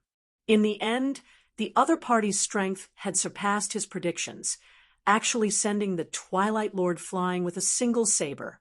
Greatly enraged, Pan Buotai increased the force of his palm. The newcomer's voice resounded throughout the horizon, "A skeleton within a grave. What are you so rampant about?" After sending the Twilight Lord flying, a tyrannical saber-chi to peerlessly cleaved out once more, forcibly clashing head-on with the transcending mortality martial Grandmaster Pan Buotai. As the two sides collided, the entire heavens and earth shook. Pan Buotai roared furiously, "Arrogant brat!" He immediately struck out with his palm once more. However, the other party's second saber had already arrived, faster than him, fiercer than him, stronger than him. Chapter 103. It was as if the sun had taken human form, illuminating the world. However, the blade of the newcomer was even swifter, even more ferocious, even more domineering. With a slash of the saber, the wind and clouds were destroyed, and the sun lost its light. As the two sides collided, the entire sky was filled with broken streams of light, making it hard for people to look straight at them. Yen Zhaoga, who had strengthened his vision with the twin chis of ice and fire, now also felt a slight piercing pain as he was unable to clearly see the results of the battle. But soon, a loud sound came from heaven and earth. It was as if someone had stepped back and landed heavily on the ground. He could clearly feel that the surrounding air was not as hot as before. The flickering light dimmed a little, and before his eyes, shockingly, was the giant that Pan Buotai had transformed into, being forced backwards by the impact. Pan Buotai said coldly, "You little brat who doesn't know the immensity of the heavens and the earth. There are no tigers in the mountains, so you, a little monkey, have been allowed to run wild." As he spoke, the golden giant suddenly raised his right hand and pointed it at the sky. Then, as the giant's palm slammed down, boundless light was released from his palm. The emaciated old man beside Yen Zhaoga blurted out, "Light illumination." Hearing these words, Yen Zhaoga's heart jolted slightly. The sacred Sun Clan, the head of the 7 great sun arts. The light shines, and the world becomes white. This technique was a single palm technique, and it was a martial art technique on its own. There was no chain of moves, no changes in technique, just this one palm alone. However, this palm stood at the head of the Sacred Sun Clan's direct lineage 7 great sun arts, reigning above the heaven-striking palm, the twilight dark moon chi, the divine sword of daybreak, and the other supreme martial arts. As Pan Buotai's palm struck out, all that was left in the eyes of everyone present was a vast expanse of whiteness. Apart from light, there was nothing else. However, enveloped by this world of light, Yen Zhaoga did not feel any warmth at all. The world was not as unbearably hot as before, but it was even more frightening. The rays of light were boundless, majestic, and vast. One couldn't feel the sharp killing intent of the west-tilting, heaven-burning blade from it. However, it was filled with unstoppable, unparalleled power. It was as if Mount Tai was crushing an egg, easily crushing the other party until not even a speck of dust remained. However, at the moment when the boundless light illuminated the world, a trace of disharmony suddenly appeared. All he saw was a black line appearing in the bright, white world. The ends of the black line could not be seen, and it stretched out endlessly. It was extremely eye-catching as it lay across the white world. Yen Zhaoga had the feeling that the world before him was like a piece of white paper. The existence of this black line was not a line drawn on a piece of white paper. Instead, the white paper had been torn in the middle. Then, they were forcefully pieced together, causing the world that was like a piece of white paper to look so awkward. The boundless light that illuminated the heavens and the earth and crushed everything in its path also disappeared because of this. Along with the existence of the black line, heaven and earth and the void seemed to distort. Like a piece of white paper being torn apart, it split into 2 along the crack. One half moved up, and the other half moved down, dislocating. The next moment, the light completely dissipated, and everyone could finally see the scenery in front of them. However, heaven and earth still gave off a feeling of distortion and crisscrossing. There seemed to be a mark left in the void, a terrifying saber scar. The giant that Pan Buotai had transformed into retracted his palm with a muffled groan. At the center of his palm, there was a vertical wound that looked shocking to the eye, as though his entire palm was about to be split into 2. The winds and clouds between the heavens and the earth changed. From the sky above, sunlight descended, as though it had formed a flight of stairs. A person appeared on it, his movements neither fast nor slow. However, with a single step, he had already arrived by Shirtai's side, facing Pan Buotai. He swiveled his head and said to Shirtai, "Eldest apprentice brother, it's been hard on you." The Twilight Lord stood in the distance, fresh blood flowing from the corner of his mouth as he stared fixedly at the newcomer. Yendi. The newcomer's features were 60 to 70% similar to Yen Zhaoga's. From the outside, he looked to be just over 30 years of age, just that there were a few specks of frost on his temples. His features were heroic and handsome, his aura domineering, his entire person resembling a heaven-cleaving saber. It was precisely the first seat elder of Broad Creed Mountain's Martial Inheritance Hall, acclaimed as invincible beneath the heavens at the same cultivation level, Yen Di, and that tyrannical saber intent that had cleaved the heavens and split the earth, repelling Pan Buatai, had also shown one thing. Not only was he invincible within the same cultivation level, even facing the transcending mortality Martial Saint Clan's longtime elder Pan Buatai, Yen Di had actually still been able to hold the upper hand. Hearing Yen Di's words, a hint of a smile appeared on Shi Tai's face. "It's fine." On the ground, Yen Zhaoga chuckled. "It's me who has caused trouble for you and eldest apprentice uncle." Family head, Ahu knelt on one knee, as the other Broad Creed Mountain martial practitioners in the vicinity also bowed towards Yen Di. "We greet Elder Yen." Yen Di raised his hands into the air, Ahu and the others being lifted up by him. He waved his hands towards Yen Zhaoga. "Between father and son, what trouble is there to speak of? This time, you took the initiative to bear the responsibility, being willing to take the risk and gain face for me. As for you killing Xiao Shun and Pan Buatai coming to take revenge, I will naturally take care of it for you. Me taking care of it for you is something that should be done, but letting eldest apprentice brother take the blame for us father and son is unreasonable." Yen Zhaoga nodded. "I naturally have to thank eldest apprentice uncle properly." Yen Di, as golden light flickered, the figure of an old man gradually appeared between the giant's brows, his face livid. His brows were tightly knit. At this moment, he could not even see Yen Zhaoga, his attention completely placed on Yen Di. The other party was actually able to break through the seal of the great sun heaven measuring ruler and come here. Didn't that mean that Broad Creed Mountain's sacred artifact has not been unleashed? How did he do it? Acting alone, Yuan Zhengfeng could only protect himself. How would he be able to protect him from breaking out of the encirclement? A bad feeling arose within Pan Buatai's heart. He abruptly raised his hand upwards, and that giant did the same, directly reaching out and grabbing the saber hovering above his head. That saber, which had originally only been 4 feet long, abruptly expanded in size, instantly transforming into a massive heaven-splitting saber. On the saber's blade, numerous sun patterns lit up.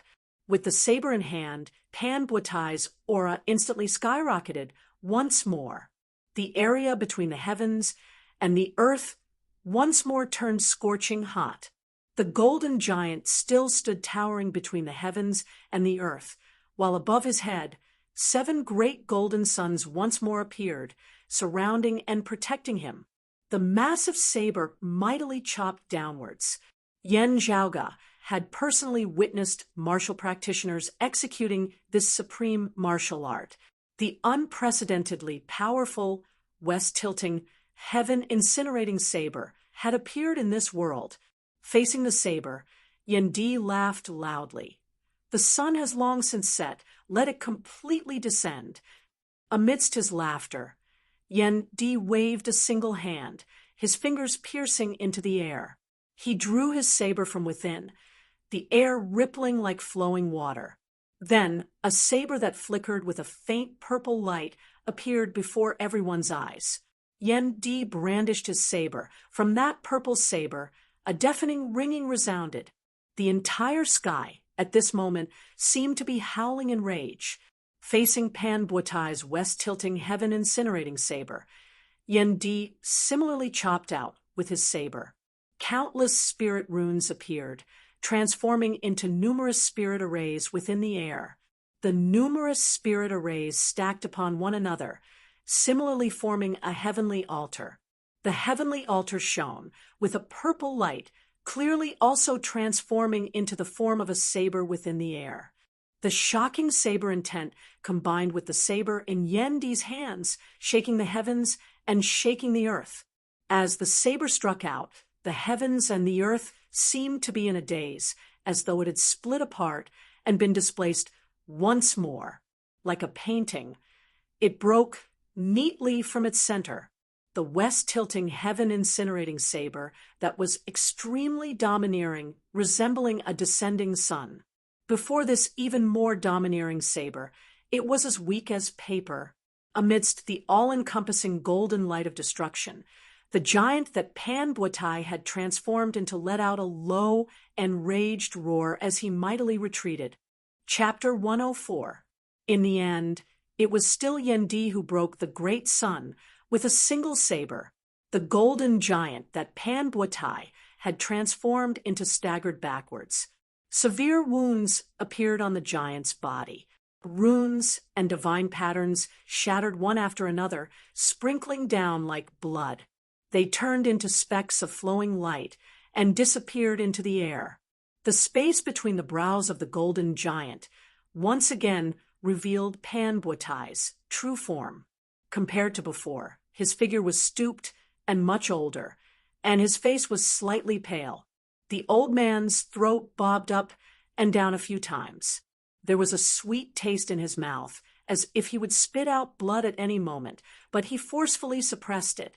Pan Buatai glared at Yendi with a muffled snort. He instead borrowed the momentum to retreat, directly calling for the Twilight Lord and the others to retreat.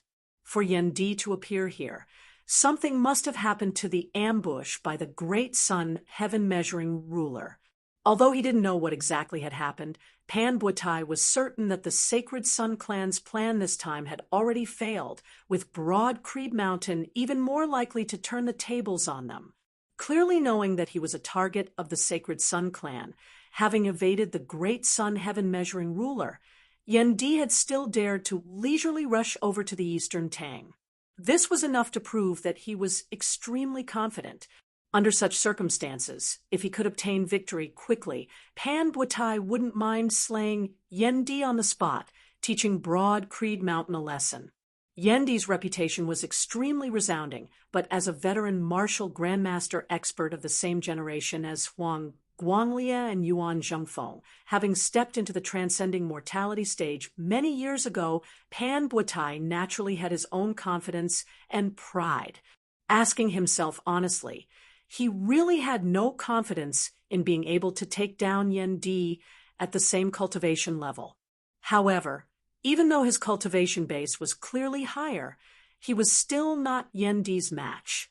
This caused Pan Buatai to feel a fiery pain on his face. His grandson had been killed by Yen Zhaoga, while he himself had been thwarted by the saber of a junior whose cultivation base was lower than his. For a split second, Pan Buatai felt as though the humiliation and fury in his heart was about to swallow him whole. It had been too long since he had suffered such a setback, to the point that his mental state was actually somewhat unstable. However, after taking a deep breath, Pan Buatai swiftly calmed down. Having been countered by Broad Creed Mountain, and now also unable to gain the upper hand, the wisest course of action for them was to retreat. Otherwise, what awaited the Sacred Sun Clan would definitely be even greater losses. At this moment, Pan Buatai temporarily set aside the hatred and fury he felt from Shaoshen's death, choosing to first avoid the battle. But his anger also turned into an even deeper and colder killing intent. As he retreated, Pan Buatai's gaze shifted between Yendi, Shirtai, and Yen Zhaoga, by Yen Zhaoga's side. Ahu felt his hair stand on end as he asked in a small voice, "Young master, will he put down his pride and not care about anything else and just focus on attacking you?" "It might not be impossible," Yen Zhaoga said. "It's just that he can only think about it. Twilight Lord is injured, and eldest martial uncle is free. It's impossible for him to break through father and eldest martial uncle's joint attack. Even if eldest martial uncle is tied down by Twilight Lord, Dad can protect me by himself. I just need to focus on defending." Yen Zhaoga spread his hands apart.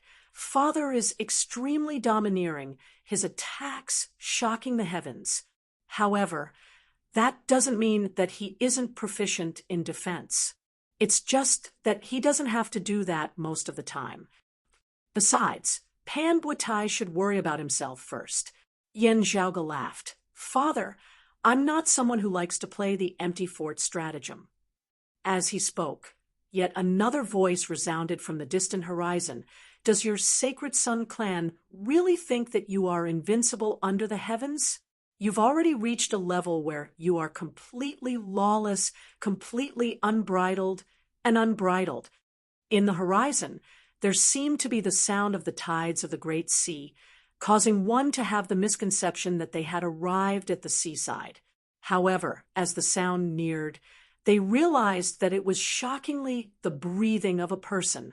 A wild-looking, green-robed old man strode through the air, roiling waves of chi expanding into the surroundings, resembling the tides of the sea. The faces of Pan Buetai and the Twilight Lord instantly turned a little ugly. The newcomer was shockingly a longtime elder of the Water Domain's sacred ground, Jade Sea City, a martial grandmaster expert, the sacred ground of the sacred ground. However, what they truly feared was not this wild-looking, green-robed old man. Instead, it was that they understood why Yendi had been able to break through the ambush of the great sun, heaven-measuring ruler, when Broad Creed Mountain's sacred artifact had yet to leave the mountain. The Extreme Een Crown. The Extreme Een Crown currently in the hands of Jade Sea City.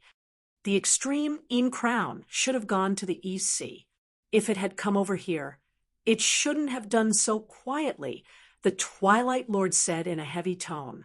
As one of their archenemies, the Sacred Sun clan was constantly paying attention to the movements of Jade Sea City. Pan Buetai's face was dark.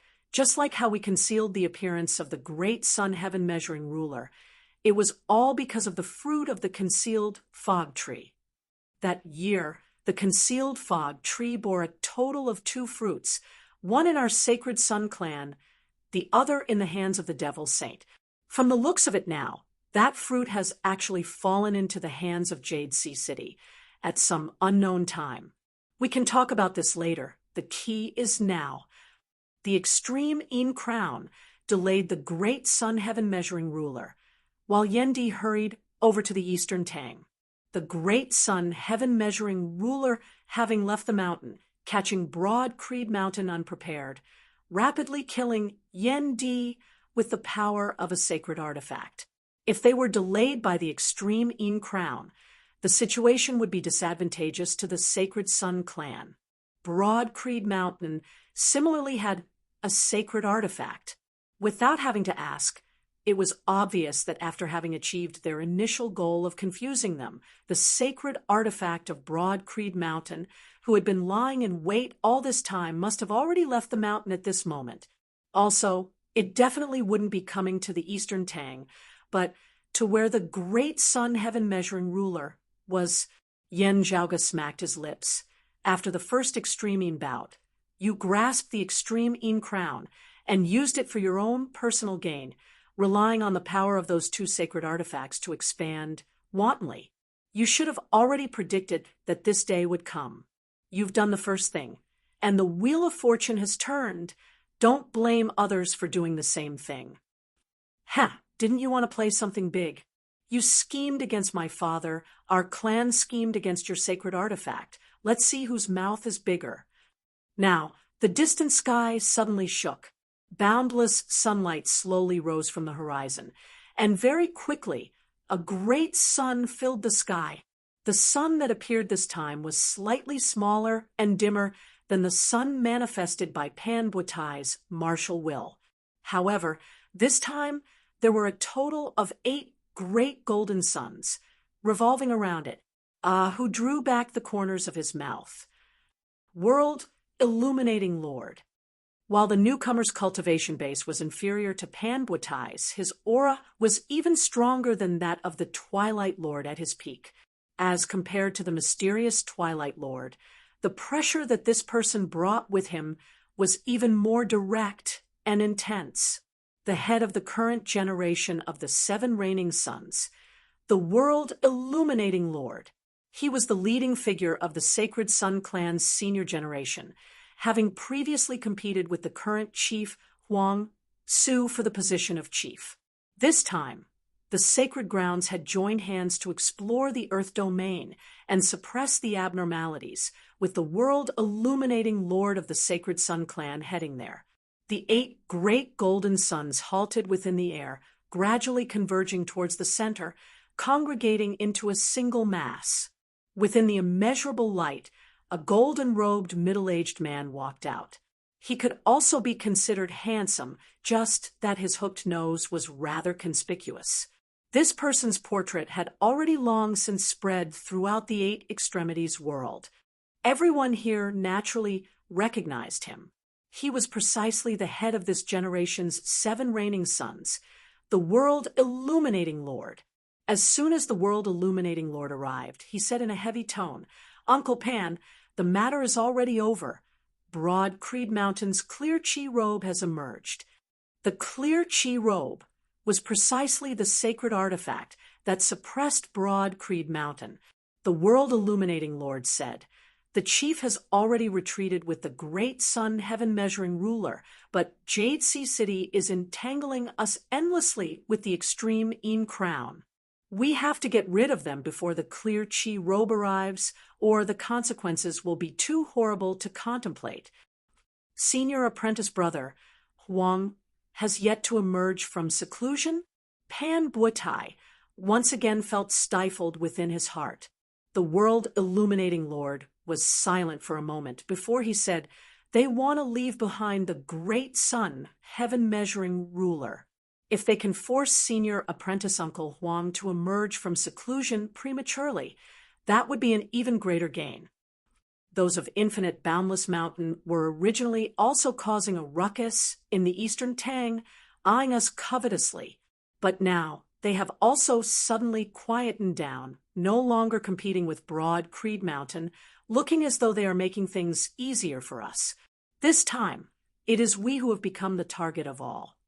The fury on Pan Buotai's face instantly vanished, his expression turning grave.